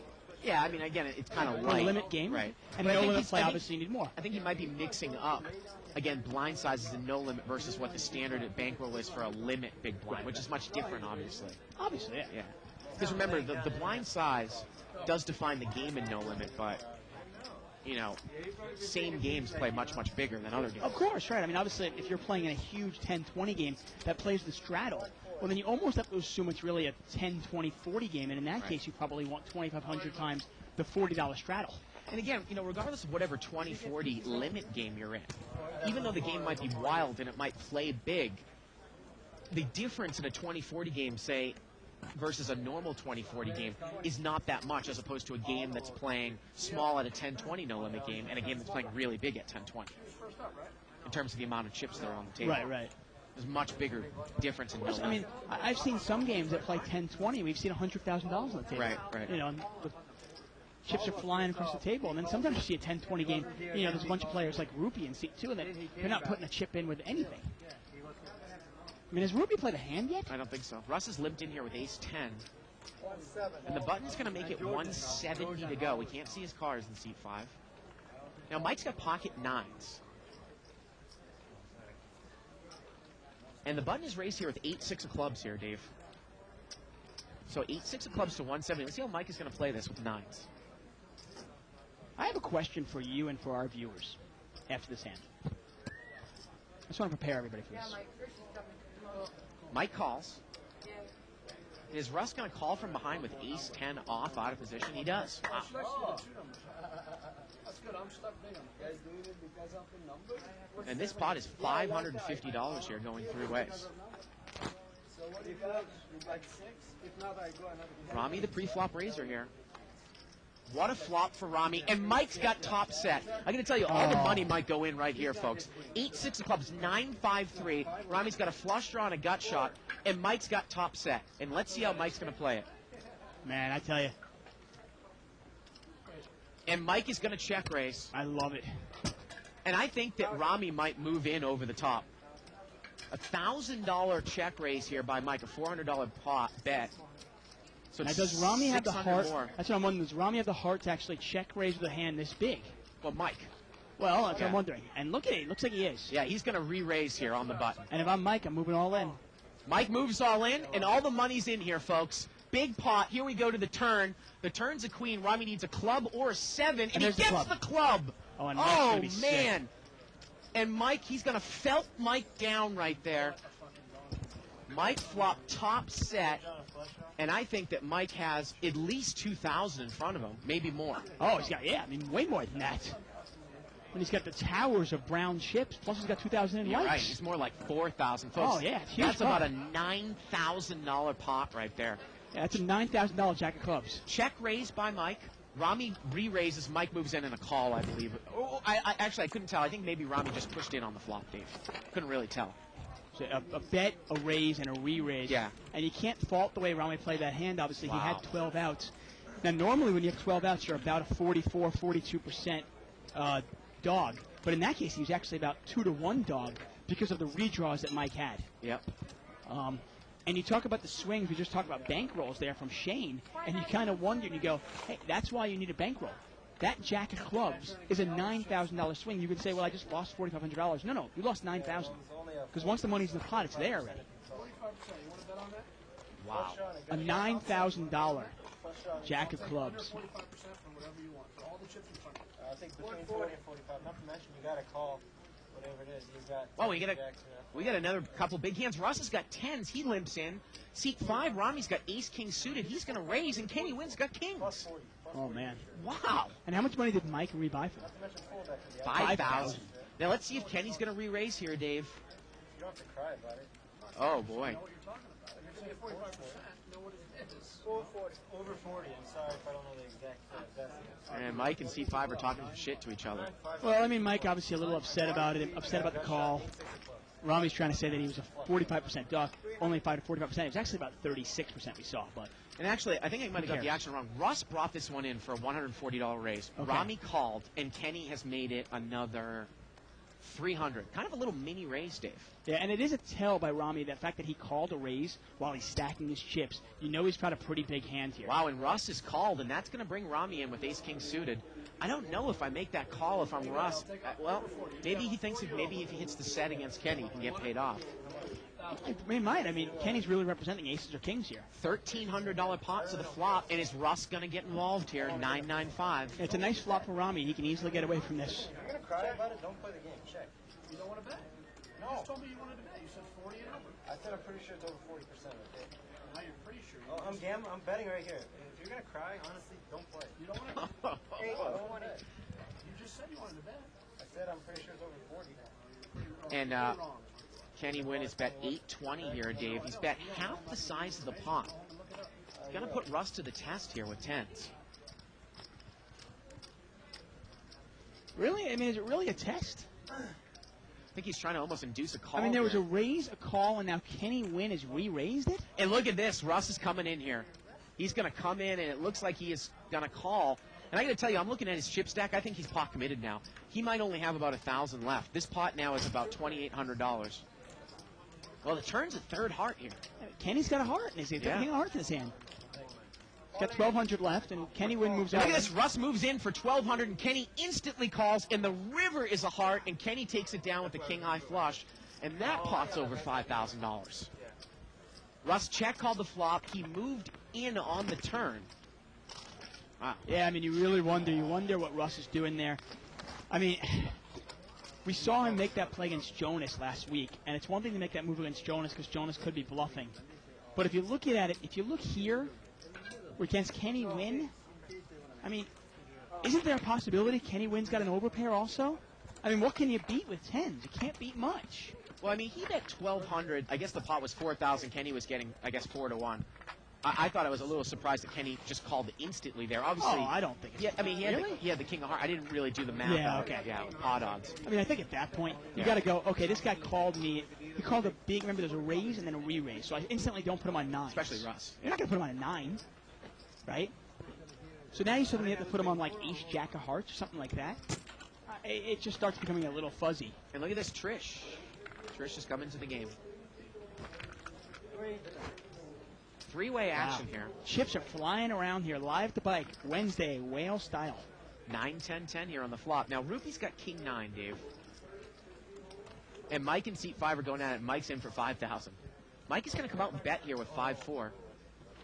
Now, Rupi's in there, but he's only in there because the blind, I guess. Yeah, He's he got was king blind. 9. Is he going to get involved? Did he limp in? No, he was blind. Use the blind. He makes the call. And Rupi is playing the player here. I don't think he really likes the handle. Now he's got the king of hearts as well. He's got the nut flush draw. Check, check here. And Mike's drawing dead. River's a deuce. And Rupi's going to throw a little $200 bet out there, and he's going to take it down. Yeah. Got an email here from Rick, who played on the show on Tuesday. Yeah. The gentleman, I think, from Dallas. It was good. And It was funny. He said, Bart showed me how to play a flop flush, because I went over and played with him in the 5-5 game. And he raised it in the button. I called with 6-7 hearts, and I flopped the flush. And instead of leading out like I would do 90% of the time, I check-raised him. Because I thought it was more deceptive because he was so familiar with the show. Right, right. And I did get some money off of him. Obviously, yeah, I mean, Yeah. the advice we give, obviously, is it's never going to be an always. You've got to mix up your play Right. occasionally here and there. And some guy likes the show and you take his money. Man, I tell you. Wow, what action here. Rami really big stack at the table now. So we never actually answered Shane's question, did we? It's funny. Shane's question here, he asked his question was, he said, how big of a swing do you have to take before you say, hey, maybe I've lost my edge here and something's wrong with my game? And he's talking about the bankroll thing. 9-6-3, couple spades. It was limped around, checked around the flop. Turns a 4. Well, Trish's got an open-ended straight draw here, and Rupi does as well. And Trish's going to come out and bet here. No one has. Well, she's got the 5 of spades. She's actually got an open-ended straight flush draw. Yeah, and I don't think anybody's going to call, especially Rupi. She takes it down. Nice bet by Trish. Well, it's funny going over that email. You and I were talking about how both of us had done super well the first 3 or 4 months we played No Limit full time, but both of us were kind of having a slight variant, kind of a little downswing this month. No, I'm getting my ass reamed. Well, in terms of the amount of money that we won over the first 3 months, I look at it as a little spike downwards. It's not a huge spike downwards. Yeah, I feel like it's a big ass reaming, okay? But you can call it whatever you want. But I understand what you're saying, obviously. I don't think losing, say, 10% of the money that you won in the last 3 months in 1 month is a big downswing. It hurts, though. I don't like it. $120 raise here by C5, Rami. Allen is going to call with ace-6. Boy, Allen still loves those weak aces, no matter how long he plays this game. Really does. Yeah. And Rupi makes the call here with 5-3 offsuit. Well, he's deep and seat 5 is deep. And Rami outflops everybody. Rami checks it, Dave. I gotta tell you, so far I really like Rami's game. He gets involved, he gets away from hands, he gets involved with some hands. And Rupi, and remember, we said he played so tight, he's going to bet 300 on the button. He's going to try to steal it here. Well, I was wondering if he was going to play a hand all night. My question to you and the rest of the viewers was, can you be a winner long-term playing as tight as Rupi? Now, the turn's a 3. Rupi picks up a pair. Rami check called. And it looks like he might fire again, and he does. Wow. And that might win it. He's going to bet 4. And look at this, a check called here again by Rami. Nice read here, Over 1,500, and the river's a 3, and Rupi makes trip 3s. And this pot is $1,500 here, folks. And it's time to value bet this. Make it look like you missed something. And Rupi bets 1,000, and Rami instantly calls. Wow. $3,500 pot. And I think Rami thought maybe he thought he had the best hand the whole way because he instantly called on the river. I got to tell you, I'm going to say Rami made a great read here. He just got sucked out on. I think he knew. He obviously thought Rupi was full of shit. Yeah. And, was check calling the entire way, inducing the bluff the entire way. Wow. And Rupi just got lucky. Now, my question to you, we were talking about Orlando in Texas, and I was saying that long-term, obviously, this guy plays really aggressive. Can he be a long-term winner? Obviously, his swings are going to be huge. You see a player like Mike, and some people wonder, can he win long-term? Does he play too aggressive to win long-term? Well, we go to the other side of the spectrum. When you look at a player like Rupi, who's I think he's now played 2 hands in the first hour and 20 minutes of the show. Can somebody like that win this game long-term? I mean, does he play enough hands? I think the answer is yes. Now that we've Really? watched, yeah. Okay. I really do. I don't That think tight? I don't think he's really as tight as you think. I mean, I know you came in later on last night, but I saw, or a couple nights ago, but I saw him. But I checked around here on the flop. He's adjusting to the style of the game in a sense? Okay. Jack 10-9 here, turns an 8. And now Rami's got the bottom end of it. He's going to bet 140. And Mike also has the bottom end of it. Yeah. And he's going to call. And this is going to be interesting to see what their action on the river is here. Neither player can win this pot. And the river's a queen, and now they play the board. Wait, you're a piece of work, bud. Check, check. Now I want to ask you, Yeah. if the flop comes blank there on the river, and you've called the turn and you're Mike, and the guy checks to you, can you bet the guy off of a 7, or is the possibility that Rami has the queen and is just maybe checking to in blue? You mean the king? No, let's say the river's a deuce. Oh, I see what you mean. And let's see, could Rami possibly be checking the river to you with the queen to maybe try to induce a bluff with missed clubs? Well, he also could be checking the queen on the river, thinking, well, okay, maybe I can get a call from a 7. Right. But there's a good chance this guy, I mean, a lot of different things. What is it the guy's got king-queen? Well, my question to you is, with the 7, would you ever fire there in position and get somebody off the same hand? You could. I mean, definitely could. Obviously, Yeah. it's tough, though. Right. You know? But you definitely could. Got a raise here by Allen by Mike. And Mike, he made it 80. We can't see what he has. And Kenny Wynn, after a call by Allen and after a call by Rami, is going to raise to 280. He's got ace-king. Now, Mike's the original raiser, and he calls. And Mike's got queen-jack offsuit. And now Rami, Mike, and Kenny are all really deep, and I'm not surprised at all that Rami calls here with eights in the small blind. And now this pot is $2,000 pre-flop. Wow, what a flop for Allen. Oh, Allen's open-ended straight flush draw here. What a flop for Allen.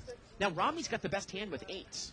Oh, I tell you, Allen puts any heat on this at all. We always talk about Allen. And he gets checked around. He takes the card, and he picks up the club on the turn. And Kenny has made ace-king, and he wonders, Kenny going to lose some money here?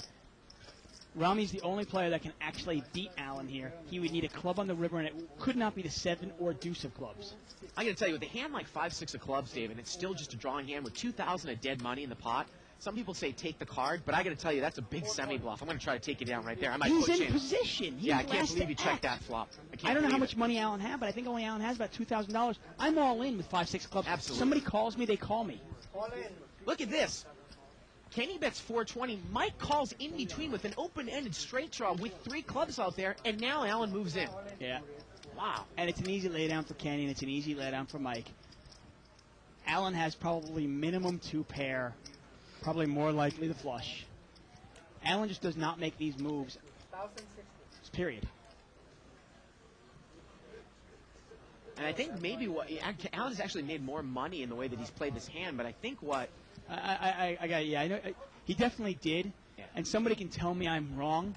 I just don't think you take the free card there. No. I think it's too. I mean, what happens if just a king of spades comes off? Yeah. He bets. Now you got to throw your hand away, and you got a huge draw. What are you just going to check call the whole way?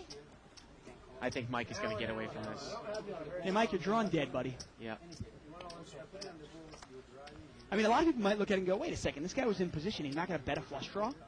And Allen's going to show this. I mean, he has such a monster flop.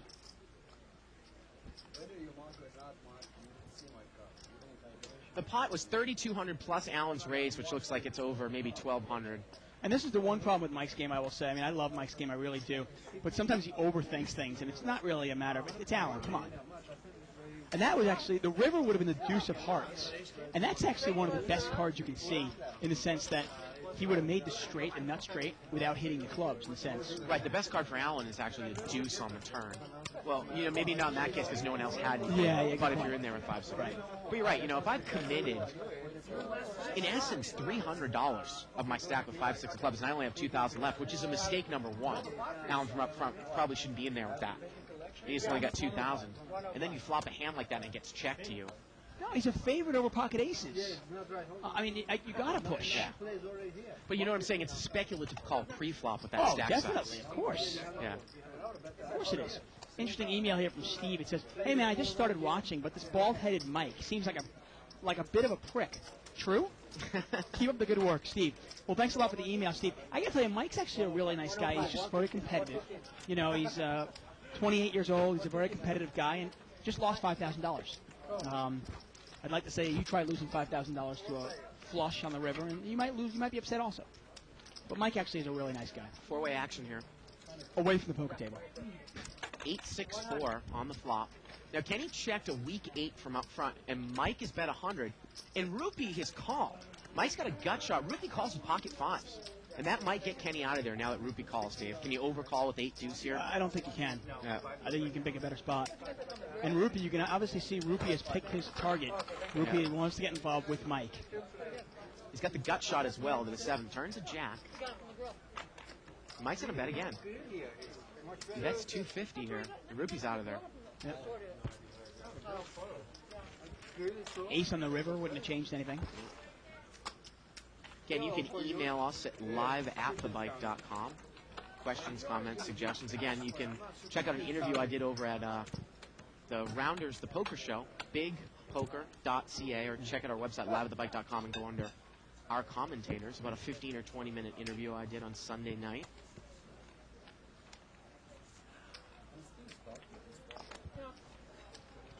It was funny, I was actually talking to Mo about, in terms of bankroll variance, in terms of what you need. And he said basically, you can't be playing in games above your bankroll. because then you come back to the casino, the game is good, but you don't have the bankroll to get in the game. Right. So obviously you've got to be aware of those factors. We're going to see this 3 ways, $120 pot. Not much out there. Well, 6-7 here for Rupee. yeah, he's got the best hand. He's got second pair with the gut shot. Well, actually, Mike has the best hand. He's got top pair. And Mike is going to bet 80. Yeah, there you go. Sorry. And excuse me. Actually, Mike, Corporation Mike's got 9 deuce. He led. Mike in seat 8 folded. Oh, there so you go. Rupee does have the best hand here. Turn is a 3. And Rupee's got a flush draw as well now. He actually has a gut shot straight flush draw. If the 4 of clubs were to come off, he has a straight. And Mike's going to continue betting with nothing. And Rupee's in one of those spots where he either has the best hand right now or he's on a draw. He doesn't really know.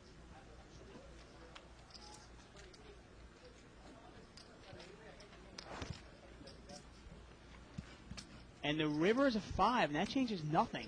7-6 is still good here. Can Mike fire it one more time? One problem with Mike betting this kind of flop, you don't really know, is my opponent calling me with an 8, or is he calling me with a 7 the entire time? And Mike's going to bet one more time, and he bets 420 into about, I want to say about a $500 pot. Puts Rupee to the test here. He didn't make, and Rupee does not call. So I guess Rupee was calling, thinking he was calling with the straight draw. Well, and he lets Mike bluff him out. I gotta wonder if Rupee is that familiar with Mike, because Rupee is kind of making these laydowns. I'm not saying necessarily it's a bad laydown, and Mike's very dangerous because he bets his good hands as well.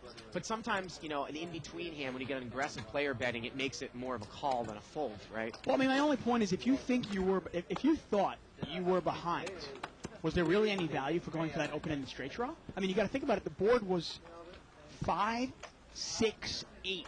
Okay, if a 4 or a 9 come off, do you really think anybody's going to give you action? I just don't understand it.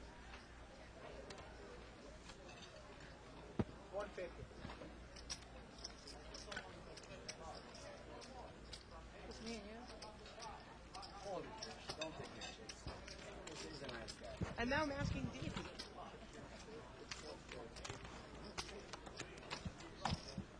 Button's going to move over here to seat 8. Button moves over to seat number 8.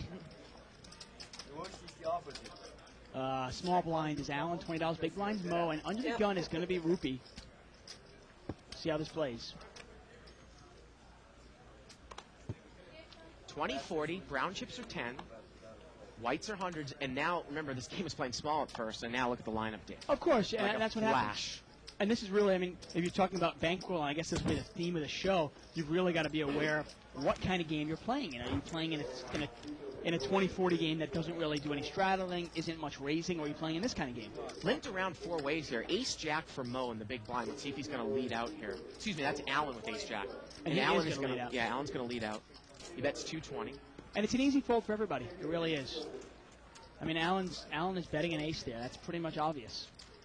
Straightforward. And again, the other thing, too, is as you move up into a game, even as small as 10-20, you will find some very, very rich businessmen that come here recreationally and that can give you some horrific beats. We just talked about how Mike lost a $10,000 pot, basically with 2 pair on the flop, and Ed called him for like 10,000 with pocket nines. Pocket nines, and Mike got counterfeited on the turn. I mean, the flop is 7-5-4. It's a Right. raised pot, okay? Right. And it was raised and re-raised. And the flop is 7-5-4.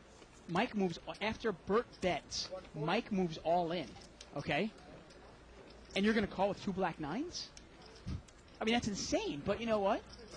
If you're a rich businessman, you don't care. You're here to have a good time. You're here to gamble. Why not? Kenny Wynn limped in there with Jack-10 suited. Mike raised it up with King-Queen, and Kenny did not get involved with the Jack-10 suited. Well, Kenny's in a terrible spot. You know, I was actually a little bit surprised. Kenny moved from seat 7 to seat 6, and then Mike came in, and Kenny decided not to go to Mike's left. I really like to play behind Mike now. It's funny. A while ago, I used to play in front of Mike because I'd like to limp in, let Mike raise, see what everybody else does, and then I can re-raise him or isolate him. Either way. But at this point, though, I just think the value of playing behind him, getting to see what Mike does, overweighs that.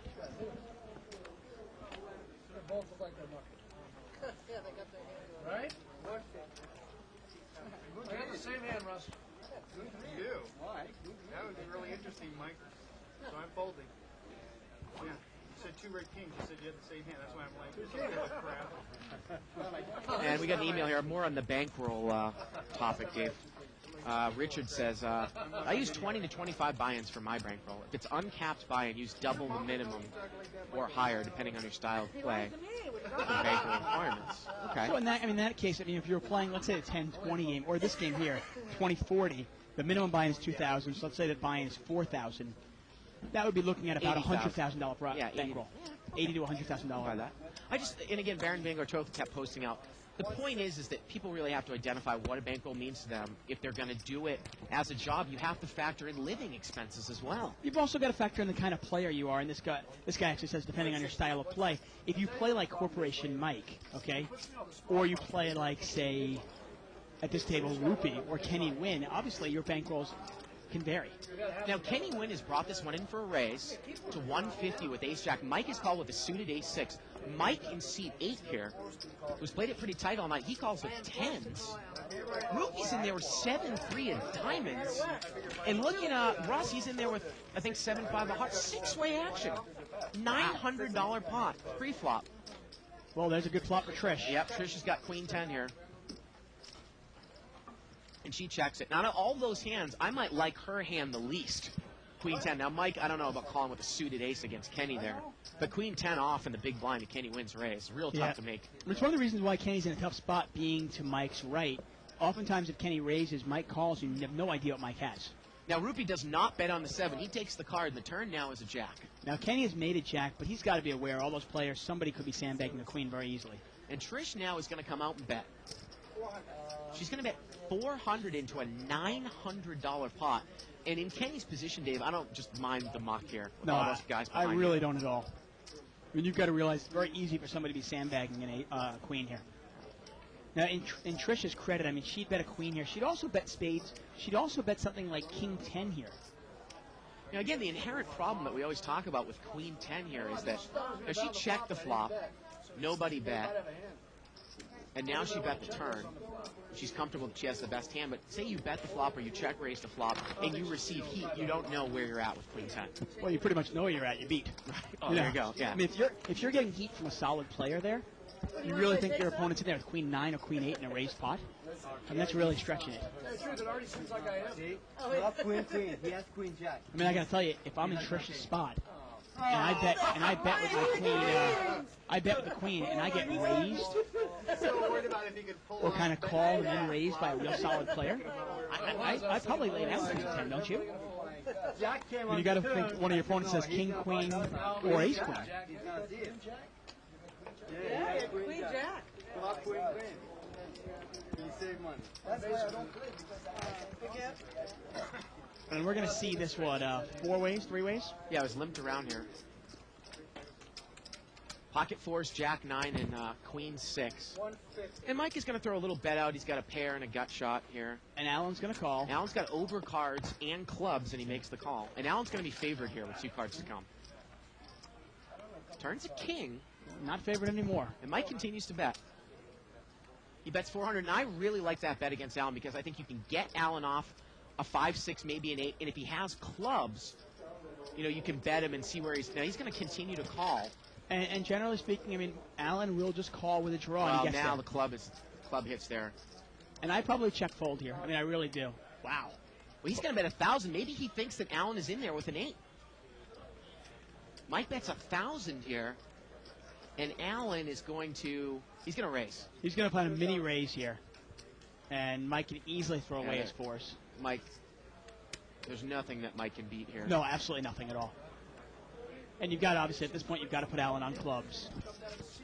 I mean, I guess Mike didn't want to just check it. He didn't want to check it and have Alan bluff him with a 7. A lone 7, maybe an open-ended straight draw that missed. Interesting email from Paul Ferdiani. Ferdiani? Said that we were talking about the 10-0 baseball wins. He says that Jim Rooker, who was the announcer for the Pirates from 81 and 93, said he would walk home in 89 when his team was winning 10-0 against Philly if they lost and they went on to lose. And he raised $81,000 in charity money. A walk from Pittsburgh, I think, to Philly. There you go. Says here, Corporation Mike makes the show must-see TV. Where did he get his nickname from? And he actually runs the corporation over on the other side, the Asian gaming side. Mike straddled, Mo raised with pocket fours, and Mike is called with 5-6 of clubs. So we're heads up, Mo the pre-flop raiser. Broadway board here. Well, Mo's usually pretty good about betting in position. He's going to continue betting here, and he takes it down. Now we're going to call Corporation Mike. Normally, when Corporation Mike is the only mic at the table, we put him in as Mike. Yeah. But well, either way, we've got another mic at the table, obviously in seat number 8. So we'll kind of keep them different by Corporal Mike and Mike. Hope it's not too confusing.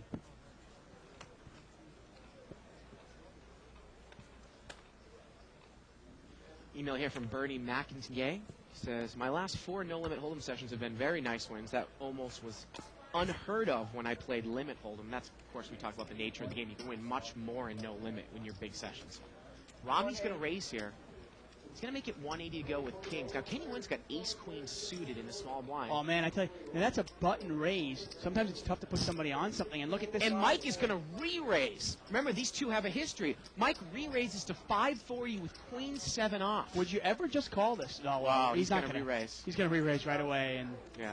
and that'll probably end it right there. This time you got a hand. I don't know, 8-6. And again, you talk about sometimes you give an aggressive player or a good player, you let him off the hook a little bit if you're in position and you throw in a re-raise in there. Yeah, I mean, it's funny. I can't fault Ronnie for the play, obviously. You don't want an ace to come off there and then scare you out. Obviously, you don't want to go broke in a pot like that either. But at the same time, sometimes they obviously put him on a button steal. Kenny had a real hand, obviously. But Mike put him on a button steal, figured, okay, well, Kenny just called. He doesn't have a big hand. Maybe I can pick up this money pretty easy. And if you just smooth call him there, Mike's going to have to continue on the flop, and he's probably going to bet about $1,000 on the flop, regardless of what comes out. And you can probably put them all in right there and then.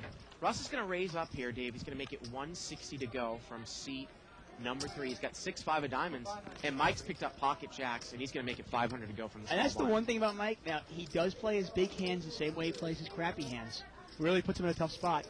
Now, I don't think Russ is deep enough to make this call. I actually like this hand heads up if I'm real deep.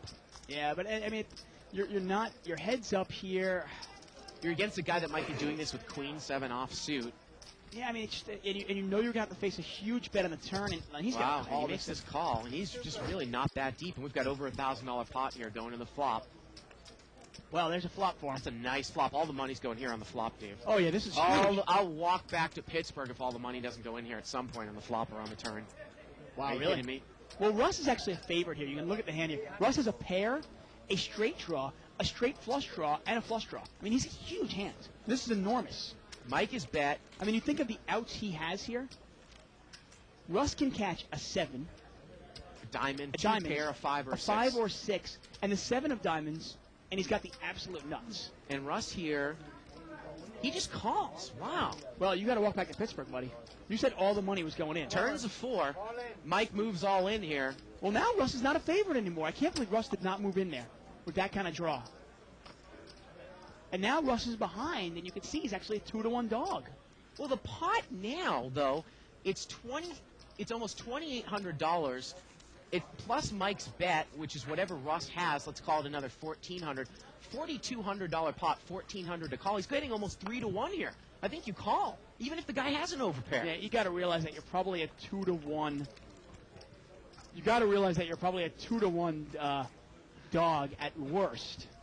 And you got to think 2 pair is good, unless you put Corporation Mike on 7s. And apparently Trish has folded the 7 of diamonds. Heard that in my ear. The information I we mean, get. there's so many outs here with 5-6 of diamonds. Well, somebody start organizing a walk for Bart to Pittsburgh. I want to see this. You're going to walk to Pittsburgh. I hope not. Either that or something drastic. I mean, you got to shave your head. I don't know. Something drastic. Oh, come on, Russ. Are you kidding me? Hey, I'm just curious. Give me another out. If you're not going to walk to Pittsburgh, what are you going to do? It's got to be something big, man. Shave your head bald? Come on, Russ. Come on, Bart. Don't avoid. This is avoidance. You're avoiding it. Come on. I want something. Come on, Russ. Lay it down Oh, second. Russ. You shave your head bald if he throws it down? I want something, man. Come on. not thinking of calling me with ace king, are you? No, Mike, he's got a huge hand. Pocket He seven? should have moved in on the flop. I gotta tell you, this is one of the reasons why you move in on the flop. That way you don't have to worry about this decision. I mean, Russ was a favorite and a pretty big favorite on the flop. He was about a 3-2 favorite on the flop.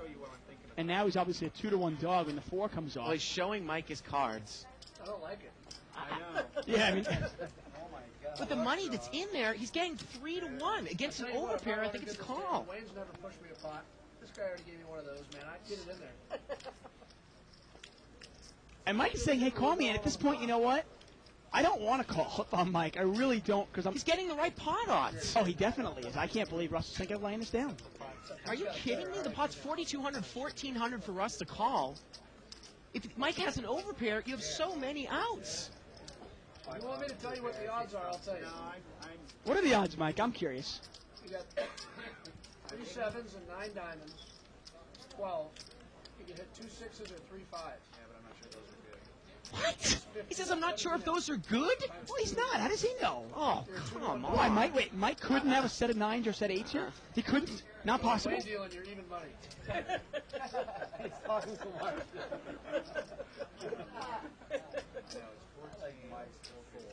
Yeah, and Mike said he's even money. He's not quite even money. What? Alec, what'd you say? On what? 3-1, Russ. He's very good. And I'm not going to hold you to the whole thing on the flop, but I tell you, Russ lays this down.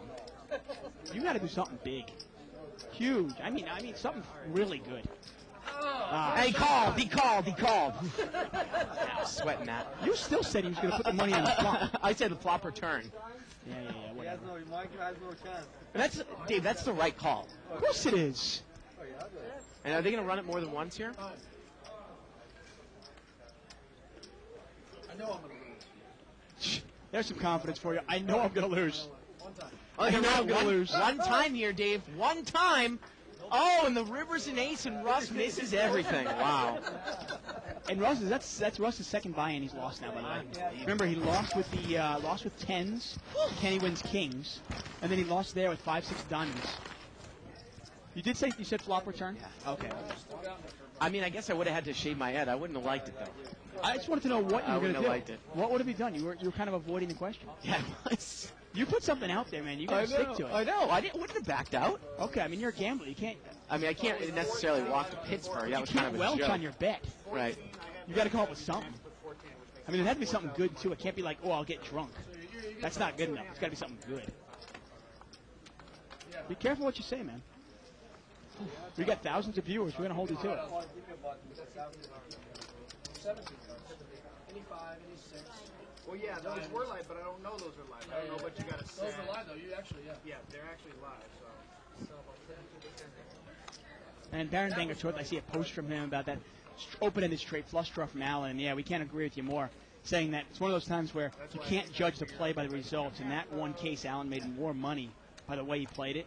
But long term, that's a negative EV play. He needs to punish his opponents. He Hold needs equity. to bet that. Hold equity, man. Needs to bet it, especially with the pot being so big. And I got to tell you, Russ's play there was definitely negative EV Oh, yeah. in the sense of calling and then calling. I would raise right on the flop. If he's got an overpair, I'm a favorite, and I'll take my chances. Did you see my hand? You wouldn't have raised. Got a raise here by seat number 8 with 9. What happens if Mike fires twice with ace king? You know what I mean? Something like that, you fold the best hand, too. Oh, definitely. You know? I mean, Russ I got to tell you, you give me 5, 6 diamonds there, I am raising all in Yeah, all the time. right. Okay? Now, you Ru- got me beat, man. All the power to you. Russ is called here with pocket 4s, and Mike's in there with ace 5. So here we go. Pre-flop raise with the other Mike with 9s, and it's a 3 flush on board. King, queen, deuce. Now, Mike in seat 8's got the only heart. He checks. And obviously, I say that again specifically Corporation Mike. And look at this. Mike's going to take a stab at it here. And I think that's going to get it done here. He's going to bet 500. I got ace 5. And Mike is telling him the truth. He said he had ace 5, the ace of spades. Not quite. Well, he might think he has the ace of spades. Right. I think he thinks he's telling the truth. I mean, I can't see why he would lie about that. Seems like such a silly lie. I know, it's not like Mike's never misread his hand. And that's it. All right. He said he had ace 5, and he's right. Wasn't lying.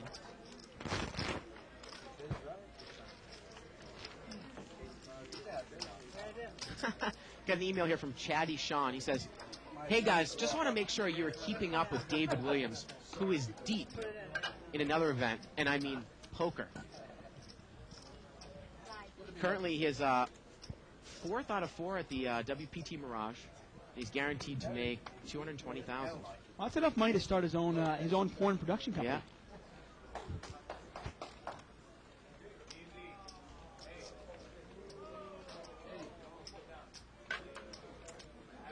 Mike is going to raise here, Corporation Mike with Jack 10, and Mike and C8 on the button's got pocket queens. And he's going to make it 380, Dave. He's not fooling around. He's going to instantly re-raise. And Russ has had a pretty bad day because he was down in the other game as well, Dave. Yeah, well, he's already lost, I want to say, at least 2 buy-ins. Yeah. And you know what? I mean, that's the one thing. I mean, the way Russ used to play, his swings weren't going to be as huge, but the way he's opened up his game the last couple of months. And Mike is called here, $800 to the flop. Oh, wow. And Mike's got Jack 10, he's got top 2, and he checks it, and the button bets, and Mike is going to check raise. And I got to tell you, Mike is in trouble because Mike probably is going to move all in here. And look at this. Seat 8 moves in, and Corporation Mike calls him with top 2. And Mike is going to need to dodge a counterfeit here. He's going to need to dodge a counterfeit or a queen. Here we go to the turn. Oh, queen! Oh, no! Are you kidding me? Oh, my goodness. And the river is an 8. Oh. Throw it down and you're all proud of it? Oh. Come on. You just got absolutely used and you got lucky. Oh. You're going to try to give me their money tonight. Oh, no. Wow. I got to tell you, I'm friends with Mike, and I guess I'm glad when he wins, but he's so much more entertaining when he's losing. Oh, wow. Well, you want me to guess the stat? Let me do your job for you. I think the dealer said thank you. 35. Can you count that? Oh, man. Just another night at Live at the Bike. Yeah. Oh, wow. And that pot, I mean, that pot's going to be somewhere around 8,000 or 9,000 there. I mean, how much did anybody know how much Mike had in the last chip count or what he started with in seat 8? He started with 7, seat 8. He started with a lot of money. Now he lost a lot to Allen. Remember he dunked off about 2,000 to Allen. Yeah, I think that was maybe an $8,000 pot there. And the funny thing there is that, you know, it's Mike check raising you, but you've got to bet, and this is against typical competition, you've got to bet or a raise, you re-raise with queens, and the guy calls, and the flop comes Jack 10 deuce. He checks, you bet, and he check raises you. That's a horrible flop for queens. Yeah, I mean, I think that is an awful flop for queens. in the sense that, you know, if this guy has got, obviously if he had an overpair, if he's got kings or aces, you're still beat. If he had jacks or tens, well, now he's got you. And look at this, Mike in seat 8's got aces this time. Oh, man. $150 raise here by seat 5 with Queen Jack, and Mike in seat 8's going to make it $540 to go. Wow. And it's a little bit different, obviously, when you lose with top 2 pair as opposed to bottom 2 pair. A lot more cards, obviously, can hurt you. Man. Got about an hour left in the show here, Dave. And Baron Vanguard Toast says, Barton Tech, why don't you just put the info about Corporation Mike's name into the frequently asked questions? We should. Since it's asked every single show. We really should. Yeah, we have an Asian side. At the Bicycle Casino, there's an Asian side gaming where you can play blackjack and pai gow and stuff like that. Anyway, there's a corporation, a bank on the other side that kind of takes all bets. And Mike is one of the people that runs it. And actually, Trish, his mother in seat number 4, she runs it even higher up, obviously. Limped around here. We need to see Trish's cards. Seat 4. 7-6 deuce rainbow. Well, Rami's open-ended here. And he's going to bet it, yeah. I like Rami's game. I mean, he bets his draws. He bets his made hands. If he's got a big draw, he's not scared. He's not scared of putting money in the pot. Mike doesn't have anything here. Trisha's got Jack 10. This is probably going to go full fold, I would imagine. Yeah. Obviously, the power of the semi-bluff here, I really like to play. Now, is Mike tilting here? He is going to call. And is he setting up a move, Dave? I assume he's probably setting up a move. If he hits his top pair, he's going to be in big trouble. Here we go to the turn. Well, the turn's a 10. Well, I mean, Corporation Mike is still good, but, I mean, can he really take any heat with just king high? And now Rami's going to lead. again, and Mike's out of there. Rami obviously not scared to put chips in there. The river was an ace, and Rami would not have gotten there. Yeah. I had a question from St. Louis Tony. You want to take it? Go ahead. Says, hey guys, I have a question. I've been offered to be bankrolled by a friend, and the offer basically was he's going to, it's basically a 25%, 75% type thing where guys could basically going to take 25% of your action. And that's really a personal thing. I mean, if you want to, it seems like a decent enough offer, you know. If you want to hedge your losses and kind of, you know, hedge your wins also, obviously, hey, it's the way to do it. Got a raise here. Actually, limped around. It's a straddled pot by Mike. So it's limped around 3 ways, which means it's 240 plus the blinds. About 250 here going 3 ways. You can see what's up there right there. Well, Rami's got top pair here. He's in the small blind. He's going to lead out with ace-jack. I like it. I mean, he's leading out with his top pair. He's leading out with his straight draws. He doesn't play the game reckless. Has no problem getting away from a hand. He bets enough to get action. I really like his play. 6-4. I'll tell you. I mean, sometimes obviously, if you're if it's an even hedge there, where you're giving up 25% of your action, and we got a chip count here. Over 50,000 on the table. Rami still the leader, close to 10,000. Mike in seat 8 now has 8,000. Corporation Mike has 3,500. Let's take a look at the differences. Look at Russ. Russ down 6,000 already. Wow. 2 buy-ins. Mike's down 3,500. Mike, our big winner now, 4,500 after that suck out. Rami's only up 3,300. I thought he'd be up more than that.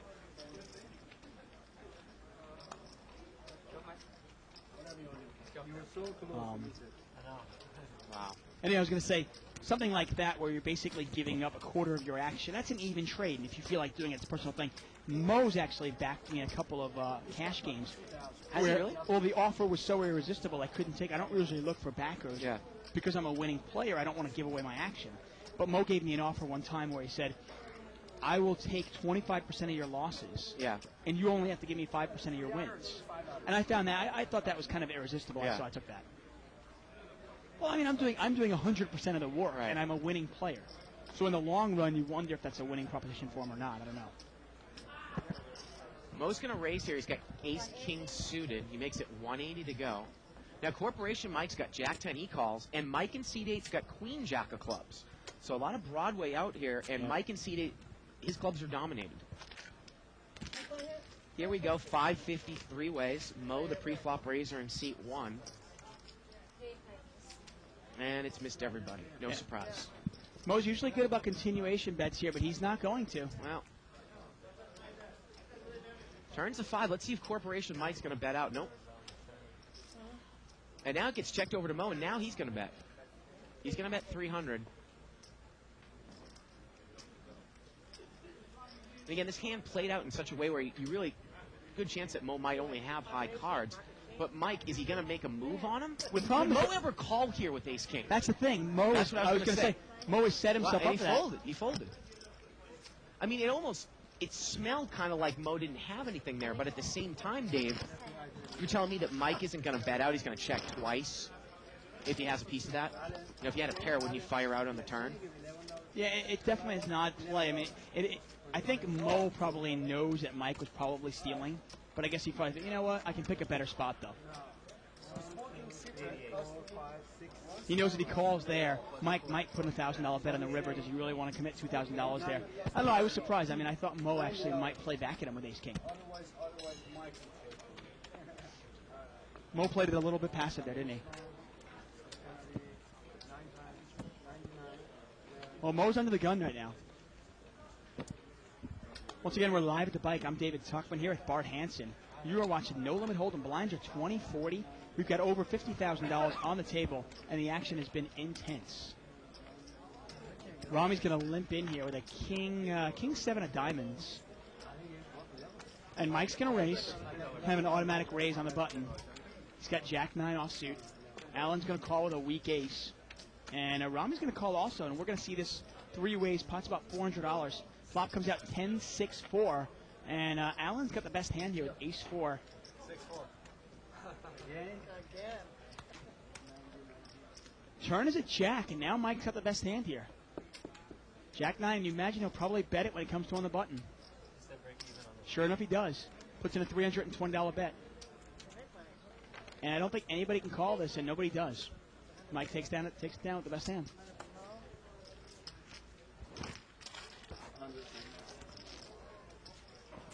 I mean, it's always funny. Obviously, the theme of our show, kind of bankroll talk, and Bart and I are always kind of, we kind of got pigeonholed in the sense of like people are asking us these bankroll questions, and it's almost impossible to answer a question like that without knowing your specific situation, because everybody's situation is different. I mean, you look at Bart. Bart is a single guy renting an apartment. Okay, me, I'm married and I have a mortgage. Obviously, I mean, just looking at the two of us, we have different situations. We're both professional poker players, but we have different responsibilities. And thus, you probably have a different bankroll. Obviously, if you have a kid, if it's your only money, if you're a trust fund baby, obviously it's a different sense. I mean, there's so many different things, kind of a checklist of questions to ask yourself. And we had a raise here. Actually, Mike limped in on the button with 3-6 of hearts. And Mo said, well, wait a second, open limp? He goes, no, I'm not going to play this. Throws a $200 raise in there and takes it down. Thank you. Picks up about $80 in dead money. Button moves over to seat number 9. That's Alan. And Rupee is taking a break. Has Rupee not been there for a while? Or I just not noticed him? I think he's been up for a while, Dave. Yeah, it's okay. I was just wondering. I mean, seat 2. He doesn't play many hands as it is, and I just was wondering if he wasn't there for a while. Russ is the big blind at $40. Button moves over to seat 9. And Kenny Wynn's going to bring this one in for 120. He's got ace-queen offsuit. And Mike is going to call with 9-7 here.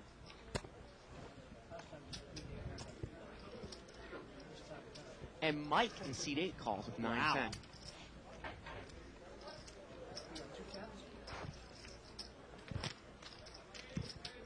And here we go to the flop.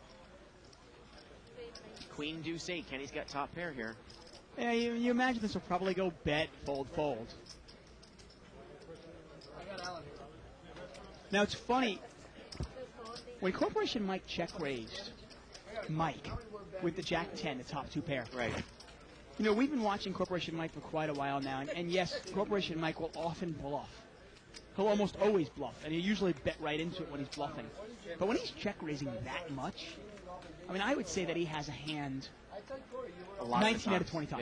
Yeah. You know what I mean? I mean, I think he's got a hand 19 out of 20 times. I don't think he's check raising there with ace-jack. And he did it immediately, too. Sometimes you can pick up a tell because Mike will think about it, like when he check raised Mo. He thinks about it. He says, all right, I'm going to check raise because I don't think this guy has any of that. He checked, that guy bet, and he went, boom, 2,000. Yeah, and he also, exactly, he check raised Mo like 800. Right. He'll raise 600. He'll do that. Check raising 2,000 when you know you got to think also, Mike is check raising you knowing you're probably going to call. Knowing you pot committed yourself. Mike is going to raise with Queen 7. He's going to make it 110. Allen calls with King 10 of hearts. King 9 of hearts. I mean, having said that, I'm not sure I get away from it with Mike, but I might. I don't know. Trish is in there with Queen Jack. Ace 3, ace. See if Mike follows through with the bet here. Allen's got position. But Trish is gonna bet out. Yeah, she's using her image. I laid on my backdoor flush. One of the reasons, and Trish kind of uses this one thing, I'll say. Trish can bet into Mike. Oh, man. And I think she pretty much knows Mike's not going to make a move on it. Right. Mike is going to call if he has an ace, okay? But he's not going to make a move on his mom, not generally. I mean, we've seen them battle it out, obviously. They don't soft play each other. So it's almost like Trish can bluff into that pot, knowing Mike won't make a move, and knowing Allen is pretty passive and he'll lay down if he doesn't have an ace.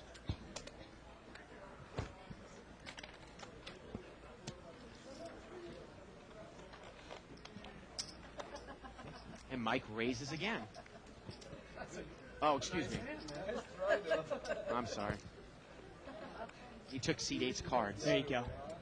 And I think is Rupee in the game? Where is he? Did he rate? He plays? Oh, he's there. He is. Okay. Yeah, he checked it. He posted dead behind the There you go. Three-way action here. Well, Rupee's got a flush draw with overcards. Yeah, well, and Rami's got the wheel draw. You watching all these, Alan? You watching?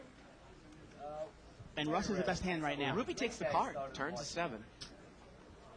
And now Rami's going to lead out with that ace-high wheel draw. And Rupee's just going to call? I guess so. Yeah, Ruby calls. 2 hours I watched like half an hour. Oh, this? Yes. So Isn't it? And the river is a 10. And it goes check, check. Yeah, and Rami's going to win this with ace high. Isn't it pretty? Ruby played that hand pretty passively, huh? Yeah, he I did. looked at somebody different one. Showed me one that was like, You know, I think it's what it is, Dave, is we talk about can you play it so straightforward and so straight and tight and be a winning player? And with the proper game selection, yes. And usually the games, at least in this casino, you can. Because there's usually enough weaker players where you can just play it straightforward. Now, once you start moving up to 5,100 at Bellagio. Right. I'm not saying straightforward. I mean, I'm all for straightforward. I mean, I think Rami in seat 5 is playing it pretty straightforward, isn't he? But he seems to be a little bit more aggressive, at least with his draws, than a player like Rupi in seat number 2. I don't know, I'm just wondering. I mean, I look at a player like in seat 5 and Rami, and I say he's probably a more successful player than seat 2 is. what's all of that? I don't know.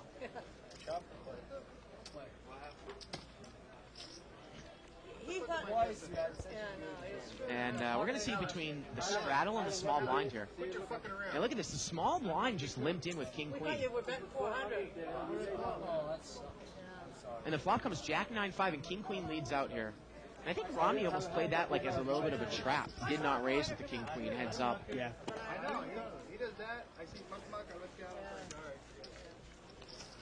right. Russ is not pleased here tonight. Yeah, well, you said he's down 6,000 in this game. You said he was down earlier than this. So, I mean, he could be down having a $10,000 loss tonight. And Russ has got to realize that with him playing the new Russ way, you know, his swings are going to be much bigger. You know, he might have, you know, $20,000 weeks up and down. Pocket aces again for Mike in seat 8. That's insane. What's that, 3 times already tonight? He's had aces 3 times and queens once. Absolutely insane. Limped around, and his Mike, Corporation Mike's going to raise out of the small blind. He makes it 240 with jack 9 of clubs. Now, can you just call here and trap Mike? 2 players in there, Rupi and Rami. Yeah, I'm a little concerned about Rami if I don't re-raise. Yeah, I think I've got to re-raise here. I He got to makes tell you. it 600 more? I mean, you got to realize 800 more. if he just calls there, Rami probably calls the 6s, Yeah. and if a 6 comes off, well, then what the hell do you do? Right. Shows it again.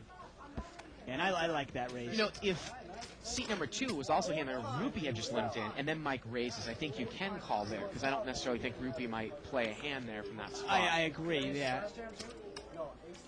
2 players in there, you call 240. Rami probably does call, especially because you're deep. And it's him against Mike, too. Yeah, exactly. Divided up evenly between the player who beat me and the dealer. And Mike wins here. I mean, yeah, Mike in seat number 8 takes it down. That's pretty fair. Pat Castelli emailed us. He said, I watch the show a lot. I don't think I've ever seen Alan lay down a draw. It's rare. Has anyone ever bet him off of one? I'm sure they have. You got to check out the archives Yeah. to find it, but I'm sure they have. You know, I've been talking about the archives. How the heck do you get them? Go over to liveatthebike.com, our website, and click on the on-demand banner. That's in the what? The top left corner? Top hand, left hand corner. Totally new layout, the new improved archives. Okay, cool. Now look at this. Mike is raised on the button with ace-3 of clubs, and Rupi is limp called with king-5 of diamonds here. High Rupi position. really wants to play hands against Mike. I mean, you can see it. Well, queen 7-10. He's out of position. Check. I mean, Rupi has played literally 4 hands all night, 3 of them against Mike. You wonder sometimes players will leave the table and say call their buddies, and maybe he got some info from somebody that Mike was bluffing him out of hands. Now, Yeah, $200 bet here by Mike, and Rupi calls. Is he setting up a play here? You could never get that information just watching the game, huh? Turns to 7. Rupi checks again. You wonder if maybe if Mike checks here, Rupi might. Yeah, maybe Rupi bets the river here, and the river's a 4. Well, he's going to have to bet it.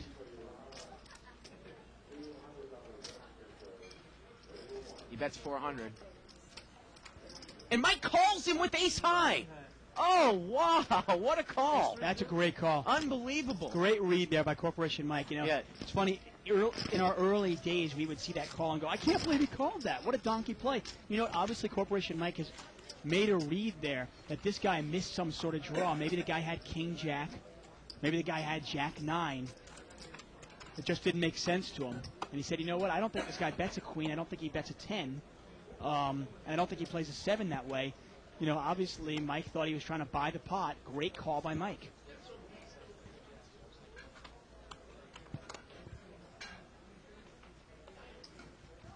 Butt moves over here to seat 8. Mike's going to raise it up here to 80. Big lick, as we call it, suited. Wow, what a read. Great call. I mean, it's funny, before you and I really played a lot of no-limit hold'em, we'd see that and go, I can't believe that guy called him. Yeah. And you and I have both made big calls with hands just as ace-high. Well, Mike's got a flush draw here. Yeah, and Allen's got nothing. He takes the card. He does not bet against Allen here. Turns a 6. Mike now picks up a pair. Allen, a huge favorite now, obviously. I mean, I'm sorry, Corporation Mike, a big favorite. He bets 160 here. So the one thing with Allen is you can actually take a card against Allen because Allen's not going to fire it. I haven't won one time in this game. Me too. I don't know if this guy was joking with me by emailing this. He says, can you advise what you mean when you say counterfeit? Example, Mike, Jack 10 versus Queen, Queen. And the flop was Jack 10, X.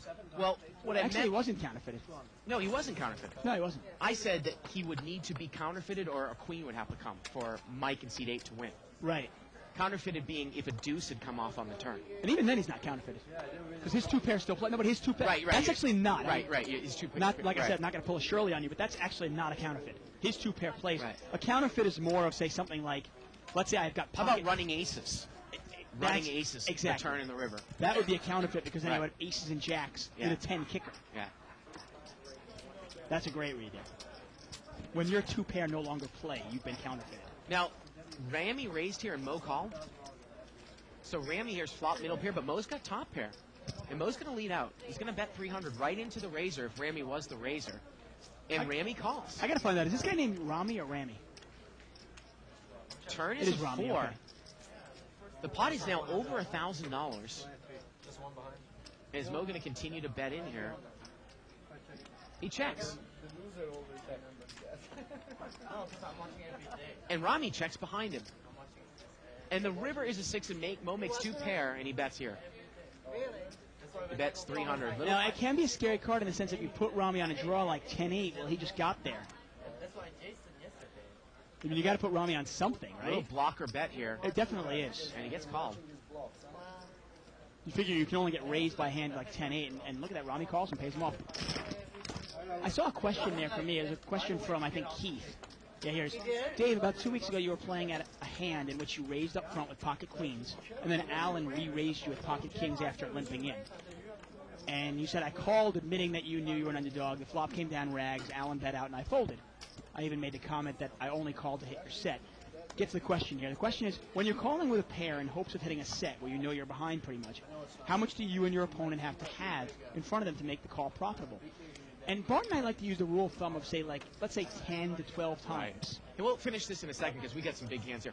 Mo's got ace-king on the button. He raises to 200, and Ross has got kings in the big blind here, Dave. Now, I think it calls for a re-raise when you got a couple players behind you, but Russ likes to play cagey. Well, he's got a sometimes. mini re-raise. Okay, that's not a bad play. But I got to tell you, I assume that Mo is going to at least call with ace-king in position. Well, he's getting 3-1 on his money. He has to call this. Allen's got pocket threes. It's helped your game a lot. The only thing here is, unless you already know that Russ has aces here. I mean, would he play aces in this manner? Mo calls. And here we go to the flop. I have the last 2 months. 8-4-5 here with a couple clubs. And this is obviously an easy laydown. Yeah, it really is. Obviously, I mean, Mo's got the ace of clubs in his hand, but Russ is really representing a big pocket pair. Yeah, it seems like we get that question a lot, Dave, in terms of pocket pairs. Like you said, you know, the chances of flopping a pocket pair... About 1 in 8, right? 1 in 8, 7.5 to 1. But there are other things that have to happen. Your opponent has to be raising with a hand that they've hit. Because if they raise with ace-king and you flop a set with rags, you're not going to win money. Exactly. If they have an overpair, or if they have ace-king and an ace flops as well, maybe you make some money. You have to take into account the type of player. Would he pay you off big with one pair or with an overpair? All these factors, obviously. If you're playing against a real type player who can get away from an overpair, well, then I might need 20 to win. In suited connectors, you know, we talked about this in it to a lot to extent last night. Much, much higher. The suited connectors are much more difficult to play. I mean, one of the reasons I could call Allen, I was actually only getting about 8-1, maybe 9-1 against Allen in that case. One of the reasons I can call Allen was the way Allen played it. I knew he had aces or kings, and I knew if I hit my set, I was getting all of his money. There was no doubt because of the player I was playing against and the way he played the hands. Six-way action here, 250 in the pot. Wow. Jack. Oh, that's $500 for somebody. That's Mo. I mean, that's Mike, actually. Wow. That's Mike. 500 from each player. And that's actually, I think, 500 from Trish and Mo. You know, you can't push me me a pot, you deal 3 jacks. Oh my God. How Well, there you go. Mike can't win at the table, so he just won $1,000 that way. Holy cow. That's karma. I'm so glad I didn't. Now, Mo's going to lead out here with ace high. He does have the best hand. He bets 150 here. Playing the pair game. I guess maybe Trish is not playing it. One is Yeah, he made 25. There's 500. Oh, there's Trish. Who else is in on the game? Trish, Mo, and who else? That might be it. What are you going to do? You going to call Mo? Oh, seat 5. Oh, and Rami's in the game as well. Okay. $1,500 for that one, huh? Yeah. Oh, by the way, that's all fake money. They just give it back to him later. Right. They're not really gambling, okay? Joke.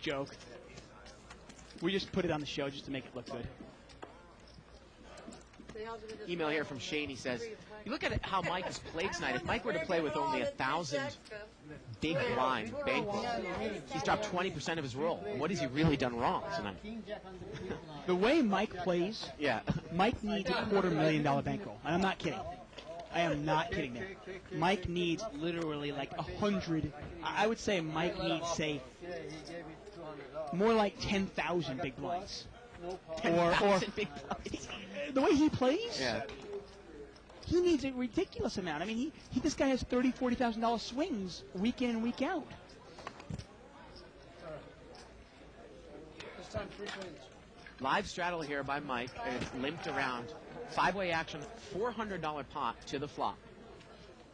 Queen, Jack 6. Allen's got a flush draw. Mike has ace, Jack in seat 8. And if Allen would ever bet his flush draw, he would start winning a little bit more. In Corporation, Mike in seat 7's got a weak top pair here with Queen 3. You can't say it. Even if Allen bets, though, nobody's going to call him, right? Well, I think Mike is going to throw some money out You're here. going to have 3 people killing you. Oh, really? I did not know that.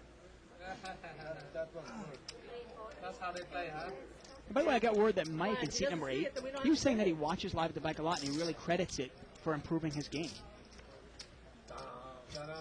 So Mike is bet here and Allen is called. And boy, is this not an obvious draw here, huh? It pretty much is. I mean, once in a while, Allen will call with a 6 or a Jack. He likes sometimes to call a second pair. I'd love to see Allen race the turn on a blank here. I mean, that would be an unbelievable. It would, but he just doesn't do it. Even if he picks up a pair here, he'll just call. 8s, maybe 8, 9 It's one of the reasons why people like playing against Allen. He's a predictable player. And Mike says, what do you got, Allen? 8, 9 of hearts, and Mike bets 1,000 here. There you go, 8, 9 of hearts. Same difference. Well, anyway, Allen's bet off the draw. Yep. And Mike shows the 3. And the river was the 9 of hearts. Oh, man. 8-3 or something. It can be the side. Don, I'm not sure what you're talking about. I'm sorry. I'm not even going to try to decipher what you just said. Oh, there you go. Thank you. I appreciate it. Anybody wondering what we're talking about, obviously, Right now, Bart and I, obviously, we get a bunch of information from people that are helping us out on a daily basis. Great team of people that help us out on a nightly basis. Madonna just said something in my ear that I had no idea what she was talking about. But apparently we have a private game tomorrow night. Yeah, tomorrow's not going to be 200 no limit. What is it going to be? I don't know, but it's not open to the public. Well, it is 200 no limit, but it's not open to the public. Oh, I got you. Okay, it's a private $200 no limit game tomorrow night. Still starting at 7 o'clock Pacific time. Pay attention to Okay. seeing who had a queen. Thank you very much, Don. he was paying attention how to beat me. He lost I think he said something about Jack 6. He said it. I said Jack Queen. I said Jack 6. Jack 6. Oh, no, that's why you got so upset. I thought you said it, and I said, why? That's why I said Bert's not here to try and cover it up real quick. No Jack 6. And then I kept talking about it, then it didn't even dawn on me. And then I looked at the Jack Queen, I said, oh my God. I think somebody missed their pair game. I think it might have been Mo in that last flop. Queen, Jack 6. Queen, Jack 6. I was looking around to see if you asked him. I think it was Mike. Mike's got Jacks and 6s. Yeah. Mike has Jacks and 6s, yeah. And he only cost himself a couple hundred. It cost himself $300 there.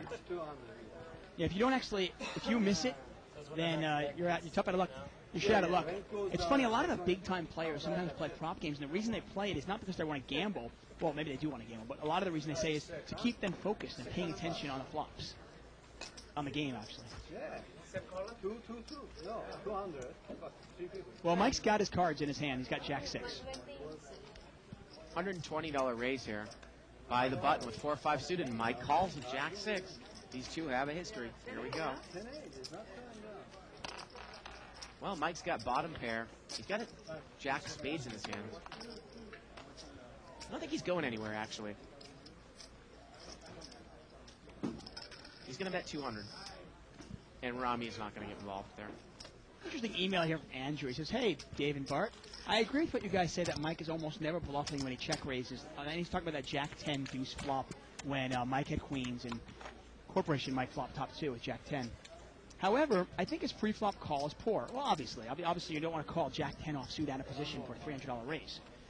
Is it possible he could make this raise with King Queen or even overvalue a hand like Ace Jack? Yeah, I guess it is. Would he do it with Ace Jack? I think that's more likely, a big check raise with Ace Jack there.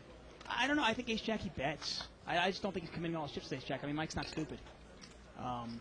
King Queen. I mean, yeah, I guess probably 1 out of 20 times, 1 out of maybe 15 times. I think more often than not he's probably got 2 pair or a set.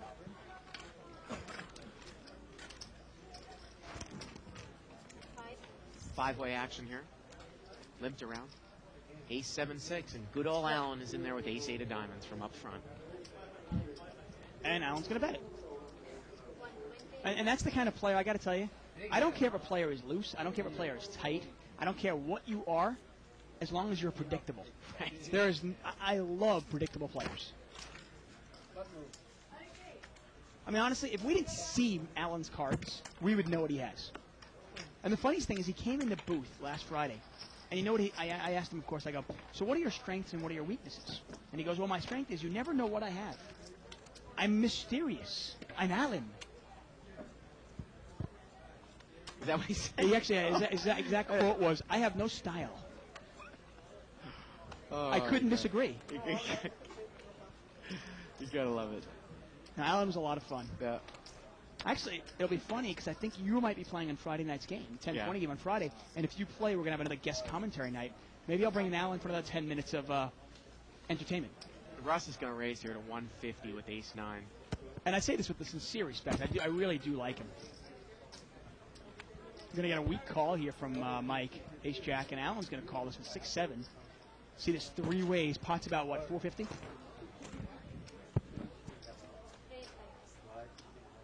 King, Queen, 6, couple hearts, miss everybody. Yeah, I mean, Allen's got a pair, but... That's right, he's got bottom Not a pair. Ace Jack's got a gut He's shot. not going to bet that, though. Checked around, turns a 9. Well, Russ has now made his 9. Russ is sucked out on Mike. And you know, if I was in Russ's spot here, I'd probably bet here with Ace 9. Not even a question. I'm surprised they didn't bet the flop. You know what I mean? He bets 2-10. I mean, the board comes out King, Queen, and 2 players check to you. Why not bet it? Imagine the way Mike's played this. He's not going to get involved now. He is cutting out chips, though. Looks like maybe he's going to raise. He does. He does. He's going to check raise with that gut shot. Now, again, though, you look at this and you wonder, well, what would this guy have hit where he'd made a hand that he check raises me with that he wouldn't lead the flop with or the turn? And this is one thing that Jason Concertani is very good at. We always see him. He kind of snuffs out. He goes, you think I'm stealing, so you're re-stealing it. Right. Well, I know that, so I'm going to re-raise you with nothing. I guess Jack 10 gets there, Dave. But wouldn't somebody bet out? Now, Russ was the pre-flop raiser, right, with Ace 9. If you have Jack 10, you make it on the turn, wouldn't you bet on the turn from up front? I mean, do you think the guy's going to bet now on the 9 after he checked the flop? We've seen crazier things. And Russ calls. And Mike's in terrible shape. Yeah, he Russ needs is a gonna 10 call or a jack, and that's it. This pot is over $1,000. Here we go to the river. And the river is a queen. Well, and he's going to bluff $1,000. And I got to tell you, you wonder if Mike is trying to bluff the old Russ. And Russ is trying to figure this out. He looks confused because it is confusing. And how much does he bet here? Looks like $1,200. He's bet about a pot-sized bet. Russ is going to get about 2-1 here. I don't know what the queen necessarily. I mean, if you got check raised with the queen, you were behind anyways on the turn, right? Who's going to check raise a queen? Right. They're going to bet a queen or just check call a queen, maybe. I don't think a raise there. It just doesn't make any sense. But Russ is going to throw it away. He says it made no sense. It made no sense, but he threw it away. And oftentimes when a hand is almost like a book. And oftentimes at the end of it, when it makes no sense, it's like reading the last page of a book. Sometimes you got to replay the entire hand in your head and go, does this guy, what he's trying to represent, does it make sense? Would he bet that hand that way? And it's funny, Mike says he watches the archives, he watches Live at the Bike. If you're familiar with Russ, obviously 6-7 months ago, That's a play that would always work on him 6-7 months ago, but not a play that would work on him the last 2 months. If you watch this all the time, you would know better if that was really true. You change your game after a couple months. And listen to that. Yeah. Not with a straight draw and a flush draw out there, might check an ace king. No, I mean, if Mike thinks Russ checks ace king there on that flop, then he might be smoking something while he's watching the show. Yeah, you wonder. I would fire big on the flop and check the turn. Not check the flop. Pocket jacks here for Rupee, and he's been about as quiet as anybody here, and he's going to raise. 150. He makes it 150 to go. Boy, with Rupee at that table, Dave, a couple nights ago, we were at a horrible five-handed game, weren't we? Yeah, like we said, we were all trying to get into the main game. Yeah. George Giorgio, me, you, Rupee, Hav. Yeah. I got to tell you, I was the livest one at the table. Now look at this Russ here. He's called Rupee with ace-8 of diamonds. Yeah. And Mike is called here with ace-6. I know Mike likes to play, but Mike will use his position to steal a pot. I don't know if Russ is up to that. Russ is also up front. Well, actually, Corporation Mike's got 10-5 of hearts. Well, how about a set of jacks, and Corporation Mike has got a spade draw? Yep. Set of jacks here for Rupee. And he's going to bet 400 here. 400 to about a $600 pot. That's Russ not a bad bet. I mean, it's betting 75% of the pot. Now, Mike is going to call. And Allen is out of there. 66% of the pot, same difference. Here we go to the turn. Turn is an 8. Doesn't change anything. Mike needs a spade and only a spade. And I got to tell you, if you're Rupee, you can't slow play this. Yeah. Mike can easily have spades. He could also have queen 10. He could also have, say... He bets 800, Dave, into a pot that is 1,400. So I got to tell you, I call this. The pot is now 2,200, 800 to call. I'm getting 3-1 plus implied odds. No point in raising him. And he calls. And I now like it's a to play. $3,000 pot. Here we go to the river. And the river is a spade, but look, it pairs the board. Oh, man. And Rupee's filled up. Oh, I got to tell you, I'm over betting. I am moving all in here.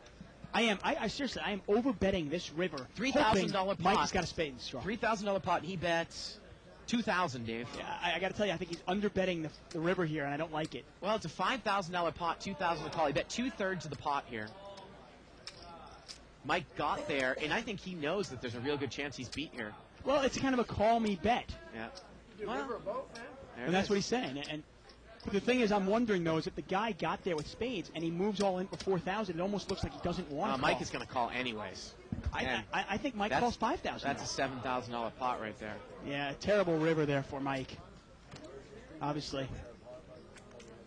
a terrible river there. And he made 2,000 on the river, but let me ask you, if Rupee moves in for 5,000 there, this corporation might get away from it.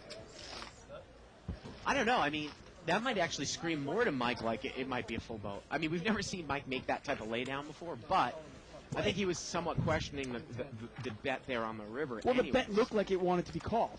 Like, here, please call me with my $2,000 bet. I'm only wondering if Mike kind of does the reverse, going, wait a second, why so much? Don't you want me to call you? Okay, well, I'll call. I don't know. I mean, sometimes I like to overbet there.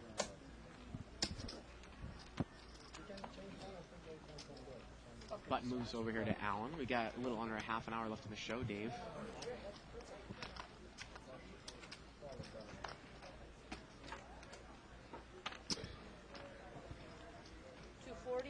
Trish is going to make it 240 from up front. 6 times the big blind with pocket 9s. Now, is Mike going to call his mom with king 10 of spades here? Definitely. He is. Definitely. Oh, man.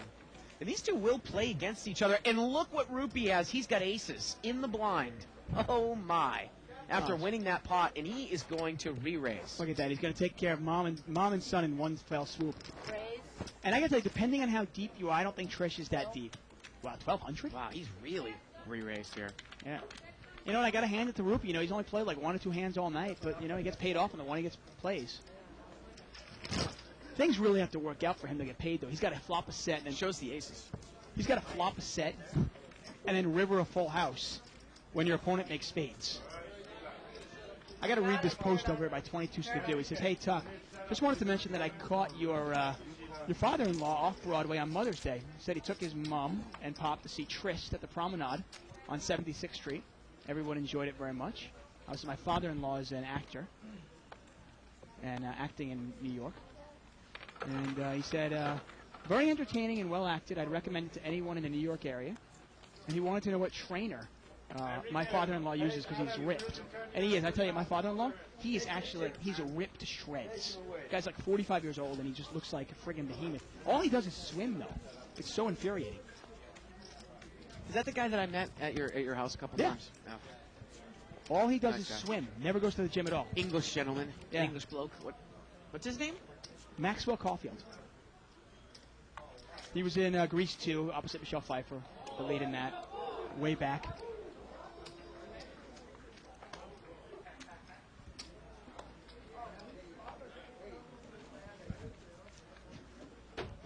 Butt moves over here to seat 2.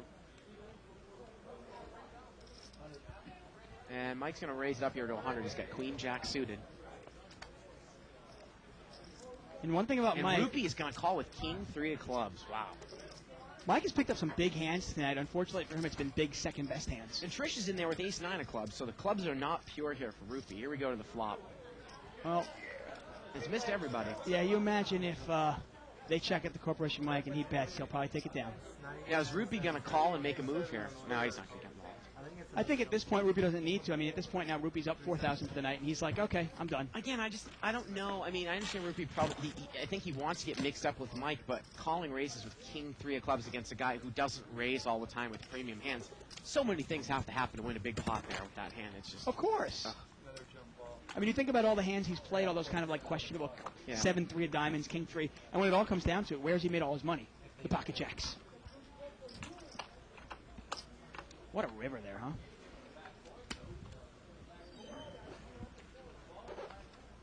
And I'd like to ask Corporation Mike how much he would have paid off there. Although you never know. Somebody says something, you never know what he does in the heat of the battle. Check.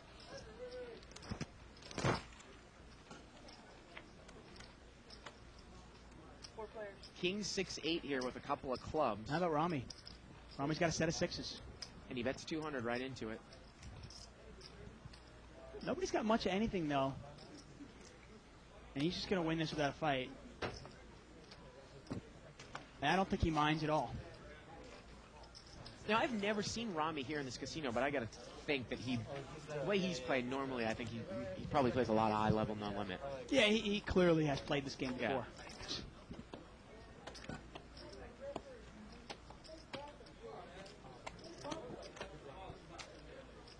He's kind of the new breed, obviously a younger guy, very good player, aggressive, solid.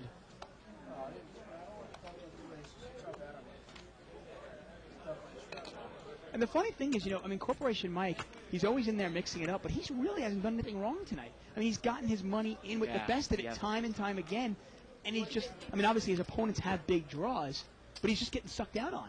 Straddle here by seat 2. Interesting, Mike in seat 8 limps in with ace 7. $150 raise here by Rupee with ace queen. Mike is going to call with the weak ace, and Rami's in there with 8-4 diamonds in the small blind to Rupee's raise. This is a little bit speculative, out of position here, Dave. Well, maybe he puts Rupee on a big pocket pair. That might be it. Well, queen deuce 3. Nice flop here for Rupee. Yeah, easy for Rupee now. Pot is 500 here. I mean, well, you say, I mean, the way Rupee has played this, how infrequently he's raised it. And Mike is going to lead out here for a $320 bluff with absolutely nothing. Let's see. Now, if you're Rupee, do you just call here? Do you just call? I might just call. Let's see what Rami does behind me. He's going to raise. He's going to min raise here. Yeah. There's a good chance that Corporation Mike's got absolutely nothing. And you're letting him off the hook here. And he's going to throw it away. Oh, Rupee does play it pretty ABC. Yeah. Now, I was going to say, obviously, there are some players that will raise with big cards. There are some players that will only raise with big pocket pairs. Now, the way Rupee's played all night, you wonder if Rami maybe kind of said, this guy's pretty deep. Maybe he's raising with aces, kings, or queens, or jacks. A little difficult, though. 8-4 diamonds. I mean, a 3 yeah, gap definitely out reaching. of position. Definitely reaching, I know. And again, I don't necessarily know if Rupee is the type of guy, if the flop comes 8-4 deuce, that I'm going to win a lot of money off of if he has aces. Yeah, he might get away from it. You're right. Yeah. He definitely might.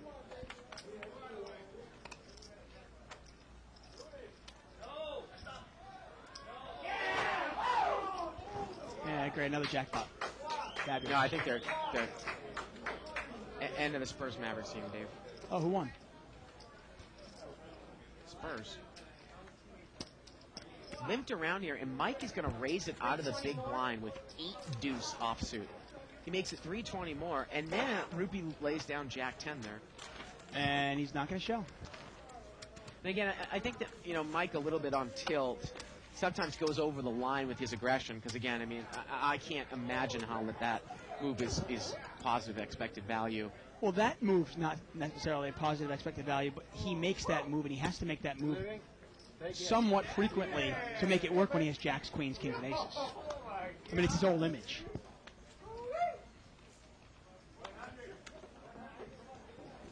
I mean, it's the reason why he gets played back at when he re-raises somebody with Jack 10. The guy goes, "Okay, I'll call you with my queens."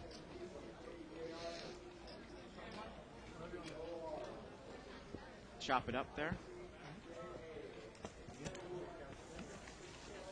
Is that a Clash shirt? Clash. The Clash. That Rock the Casbah? Yeah. I actually saw that guy. Who's the lead singer? Isaac's going to know this. He seems like that type of guy. How about a chip count? Oh. Well, maybe not. There we go. There it is. 51,000 on the table. Rami's got the whole table covered. He's almost $10,000. Corporation Mice, he's actually a short stack here. Only $3,000. Let's see how they're doing.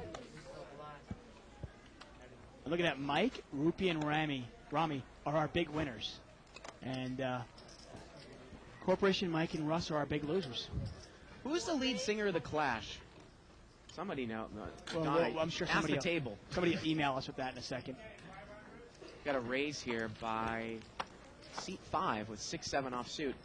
And Corporation Mike calls with ace-3 of spades. Both players have missed here. And he's pretty good there. Rami is post-flop aggression. He's going to bet 300. Mike is not going to get involved, I don't think. Nope. No. I saw the lead singer of the Clash at the 1999 Tibetan Freedom Concert in Amsterdam. Really? That's pretty cool. Yeah. You've gone to some pretty cool places, I got to tell you. I'm a little jealous. 1999 Tibetan Freedom Concert was cool. I was also at the year before in Washington, D.C. in '98 when lightning hit a guy, or hit a lady. And I was on the ground for that. I didn't see the lightning, but if you're ever really up close to lightning, it sounds like an electrical snap. It's not a boom. And we all heard that. Like it's like a snapping. Like almost like a whipping? Yeah, it's not. There's not a big boom. Really? It's more of an electrical snap. Thankfully, I've never been that close to lightning. No, that was pretty close. That was pretty damn close. I didn't see the lightning, but I definitely heard it. We thought like an amplifier had shorted out or something like that, you know. And then you saw a woman laying down, and she was shorted out, I guess. Limped around here. Russ has got 8s. Kind of an interesting hand. I mean, it's a hand you can play up front, obviously, if you hit your set. Jack 9 deuce here. Well, 8s are good right now, Dave. Rupee limped in with ace-queen as well from up front, ace-queen offsuit. And Russ is going to bet. He's got one guy behind him. He's got Corporation Mike. And Mike is going to call. He's got overcards, and he has a gut shot. Yeah. And is Allen going to call with the gut shot to the 10? Wow. Yes, he is. Wow. That is unbelievable. Here we go. He's got backdoor spades, too. I mean, I really think you're... Well, it turns an ace. Let's see if Mike might be able to take it away now. Is Russ going to bet again? It really puts Russ in a tough spot here because 2 players called him. And Mike loves to do that play. Mike loves to smooth call one time, kind of set up the play, and now he takes it away. So oftentimes what I might do with Russ, with Corporation Mike sometimes is I might bet my hand right into him. Mm-hmm. And then if he calls me, I might actually check the turn and let him try to bluff at it.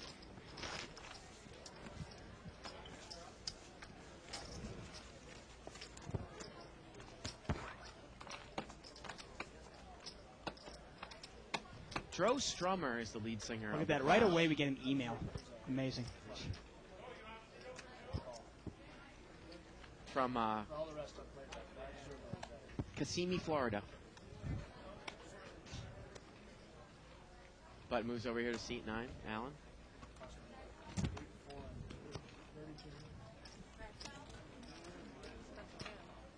Limp. Mike's got ace-jack here. He's going to pop it up here from seat 7. I wasn't sure about this game in the very beginning, but this game has really turned into quite a night of action. He's going to make it 200 to go, and Trish is going to call a king-queen offsuit, that trouble hand. Now, is Kenny going to come in with a suited ace? He's dominating. I gotta tell you, I'm not gonna play that. Not when Trish calls, because Trish is like the opposite of her son. She really plays it pretty solid. King Queen against Ace Jack here. The mom against the son. 10, 5, 10 on the flop. And I guess these two aren't going to bet against each other. Oh no, good check, check, and now Trish is going to bet on the king. It's funny, you see, Mike likes to check it down with his mom, but his mom says, no, I'm not doing that. The board is 10, 5, 10. The turn is a king. She wants to protect her hand. Why not? I would have bet the flop. He wouldn't have got to the turn. Donna. Your king. Donna. It is. I got ace queen. And one I more. hit the ace 10, or 10, jack. 10, 10. That Don't is forget so it. funny. And Mike says I would have bet the flop. I thought we were just checking it down. I love it. I love it. Oh, it's great. I love it. And Mike's always done that. You're not going to king. Like I said, I knew my I had you hand. beat on the flop. 10, 10, 5. I have ace 10, queen. I 10, know you're 5. going to muck about that. Send it. What'd you have? 10, 10, 10, 8, 2, 10. He just can't. He can't get it from anywhere tonight. His mom bets into him on the turn. Hey, you know what? She's not slow playing, okay? Play your hand, Mike, man. Come on. Step up, man up. I love it. You wonder if Trish would have bet the turn no matter what, though. Well, this time she's got ace, queen of spades. She lives. You bet against me? I roll my eyes and check the flop. I love it. You can't call me. Oh, three-way action here. Hey, I'm sorry. That's poker. I love it. Queen 7-8. Trish has got ace queen. Yeah, Rupee's got second pair. I don't think he's going to get involved, though, against Trish. Trish is a pretty solid player. She puts in kind of like a little feel-me bet, see where I'm at. Yeah. She takes it down. Literally. Got about 15 minutes left in tonight's show. Tomorrow night, we kind of got a little private $200 no-limit game. And then Wednesday's our big whale game. Friday's our big 10-20 game. You don't want to miss that because Bart's going to be playing. He's giving me bad beat before. Should be a lot of action, probably upwards of $30,000, $40,000 on the table. Yeah. And some of that money will be Bart's. So don't miss Friday. Uh-oh. 140. And it was funny, I actually told Corporation Mike, because he's going to be here on Friday, and I told him about it. And he said he's going to come in here and do some guest commentary. Oh, cool. Because he can't wait to talk about you. Seat 5 is raised here. We need to see his cards. He made it 140 to go. Mike is called, Mo is called, and the button is called. And he brought it in with 6-4 of diamonds here. Yeah, well, he's mixing up his game a little bit. $600 pot to the flop, ace 9-10. Well, nobody's got an ace. If he follows through with this bet, he'll probably take it down. He's going to check. Mike checks. And now is Mo going to bet on the 10? Nope, checked around. Russ is not in the hand. King Jack over there. Well, for, Rami's picked up a flush draw, but Mo's got a bigger flush draw. Wow. And Rami is going to come out and bet. I got to tell you, if you're Mo here, would you ever just smooth call this? I mean, you've probably got the best hand right now, and you've got a big draw. He's going to min raise. Make it 7. He's going to min raise here to 700. And you wonder if Rami's going to get involved here. He's got a flush draw, and that's it.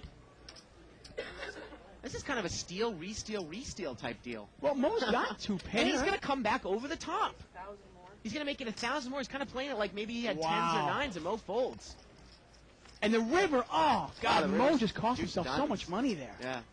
I got to tell you, I mean, I love Mo. I really do. I mean, whether I'm playing well, whether I'm playing bad, I really confide in Mo. We have talks. We have walks. It's kind of like a grandfather figure to me. A grandfather? Yeah. How about a brother figure? A grandfather. He's so cuddly. Look at him. Like a big teddy bear. Anyway, I think he misplayed the hand. I really do. I mean, I think at that point you've got to realize your opponent's either got a monster or he's got nothing at all. And raising there, you're not really scared of much, are you? You've got Jack 10. Okay, there's two aces out there. I guess a king or a queen could come out, but it would have to be a king or a queen that wasn't a diamond. Right. There just aren't that many cards that can hurt you. I mean, I think you can safely take the card. And if the diamond comes off after he bets there, he's probably going to bet 800, and then you can easily call, and you make yourself a nice profit there. Four-way action here. Limped around. Rami does not raise out of the big blind with ace-king. 9-3-5 here on the flop. Well, Mike's double-gutted here in seat 8. You wonder if he realized that he did not bet with a rainbow board. 4 and an 8 would be a straight. $150 bet here by Rami with ace-king, and Mike is going to call with the double gut shot. Turn was an ace. And Allen overcalls with 6-3. He's picked up clubs and he has a pair. Well, that's Allen's hand. That's Allen's hand. Yep. Here we go to the river. Well, the river is an ace. And Rami here is backed into trips. Yeah, well, it's time to value bet it. Nobody calls him in. You got to tell you, I mean, you look at this table here, and right now, Wouldn't you bet there was 6-7 on that flop? probably in position, yeah. I mean, he was kind of from up front. It's a rainbow board. I mean, good. It's the same as an open-ended straight draw. Why not? Yeah. You let your opponent get there. That last hand, I mean, I got to tell you, nice play by Rami. I mean, I think he obviously realized that Mo was pretty weak. Mo did not bet in position on the button. I'm going to bet my hand, you bet your hand. Mike is still upset with his mom. Mike here in seat number 8 is going to raise with ace-queen suited. He makes it 240, and Russ has got pocket jacks. And he's just going to call, and I don't mind this at all. I mean, with Mike raising up front, I don't think Jacks is really a re-raising hand here, do you? We're going to see it heads up here. Now, Mike could really bet out on an ace, a king, or a queen. He's really got 3 cards that will scare Russ here on the flop.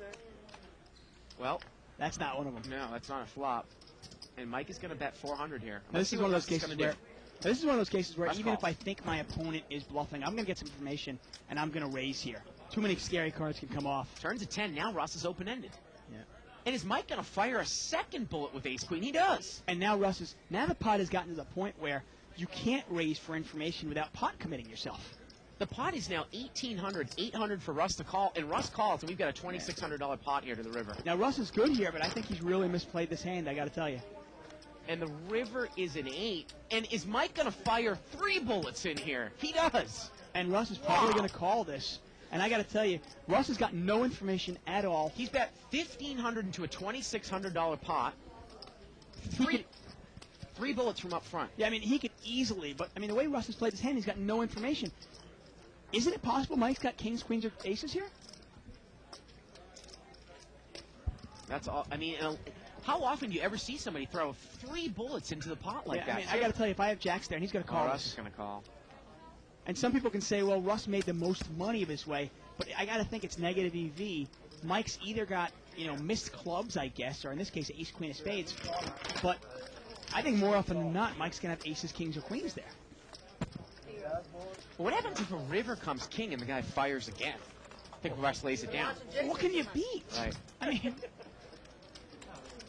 I just don't think, with 2 clubs out there, and you only have Jacks, I think. What can you beat? You can beat ace, king, and you can beat 10s. Well, you were saying, though, I know, it's actually a good point. Then a 10 comes. If Russ was deeper, I think that he can actually raise the turn if he just called the flop, because he can actually raise the turn and maybe check down a river if the guy calls his raise. But you said that a raise might actually pocket him because he was open-ended with an overpair. Of course. Well, at that point, no, of course he is. But at that point, though, the guy's now bet $800. The pot's $1,800. Yeah. Russ has only got a couple thousand left. What are you going to do?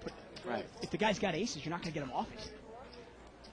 But on the flop, you can try to figure out where you're at. The guy bets into you. You make it 1,000 to go. The guy might cry call. He might not. You can then kind of pot control on the turn. You're in position. I guess I just don't like playing Jacks that way. I mean, it really gives you no information. You can end up losing a big pot to somebody who has aces or kings. Limped around here 4 ways. Mo's going to take a little stab at this, Dave. He's going to bet 300. Now, Russ has got a weak ace here, ace-5. Do you really want to get involved? I got to tell you, I fold this to bet to Mo. I mean, he hasn't bluffed all night. Yeah, not a question. I lay this down. I mean, there's no draw out there. I can't beat an ace, and I can't beat a queen. I agree with you. And, well, I'm going to call on... You were saying Bart and I obviously have both been, I'd say the last week or so, Bart and I have both been running a little bit, I'd say bad. Yeah. I don't really believe in running bad. You can actually check out my blog, check out Under the Gun. I started talking about it a little bit. But hopefully tonight we'll turn it around. This is going to be the last hand of the night, Dave. I hope everybody enjoy it. Stick around tomorrow night for $200 No Limit. Again, that game is not open to the public. Kind of a private game. Yeah. Check it out anyway. Now, Mike has bought himself the button here. He had missed the button. He had missed the blind, so he's putting in $60. $20 is dead in the middle. Because we know you went out 3 or 4 times. So there's only 1 blind out there, but it is the same amount of money. Still do. And Mike's going to call this. Look at this. Mike's calling from ace-7 offsuit in first position. Yeah. And I know he didn't learn that from watching Live at the Bike. You wonder if he's tilting a little bit, though, after bluffing off about $3,000. Four-way action limped around. It's a $160 pot. Wow, 9-6-8. Nice flop here for Rami. Look at Mo. He's got 9-10 in seat 1. How about that? Yeah, so that's a nice flop. And Mike is going to lead with an open-ended straight draw. He makes it 130. Mo is just going to call. Let's see what Rami does here. He's also just going to call. Well, Rami's got a great hand. He's open-ended. Got the same hand Mike has, but he's got a pair. Here we go. 800 to the turn. The turn is a 3, and Mo continues to have the best hand. Mike now checks, and Mo is going to bet 500 here. And Mo will often do that when he has top pair, a hand that he's not terribly comfortable with. He'll check, call, and then bet. Remember, Rami also has top pair here. And after watching so many hours of Mo and playing with him so much, you can almost know that he has a 9 here, with probably, say, a 10 kicker or a jack kicker. And Rami gets away from it. And the reason why Rami... And look at this, Mike check calls here with ace-7. Wow. And the river is a 5, and Mike gets there. Yeah, and he checks it. He checked it. He checked it, and Mo moves all in. What?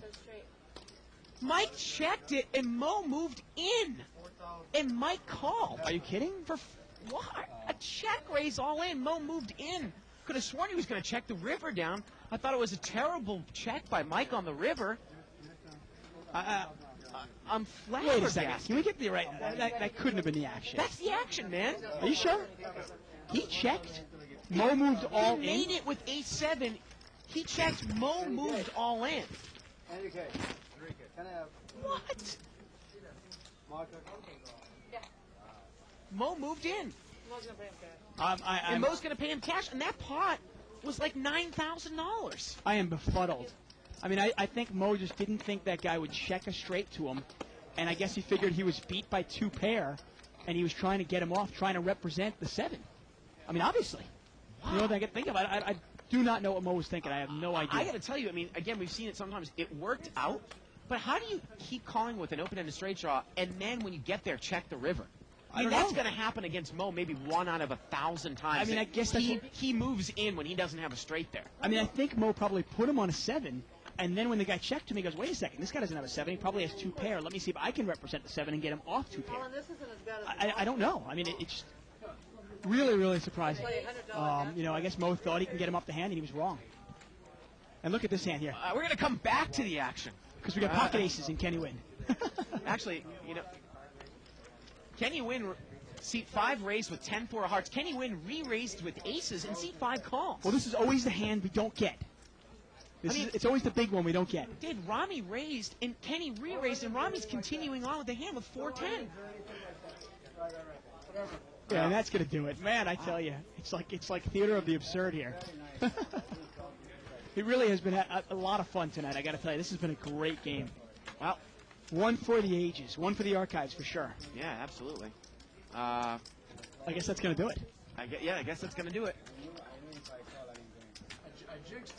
Again, tomorrow night, Dave, is going to be 200 no limit. Private game. Private game. Friday's going to be you you on the table. Me on the table. Me in here. Maybe Mike, Corporation Mike in the booth.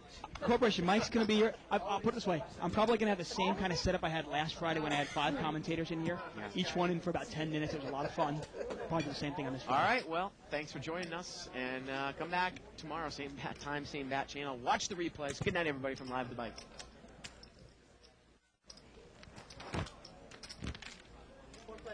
And it's closer than you think. It's not a tournament. It's what you don't see on TV. The cash is real. The stakes are high. They bet big. They win big. They lose big. High stakes live action poker. Live at the Bike. Watch it live on the web or play it if you dare at the Bicycle Casino right here in Los Angeles.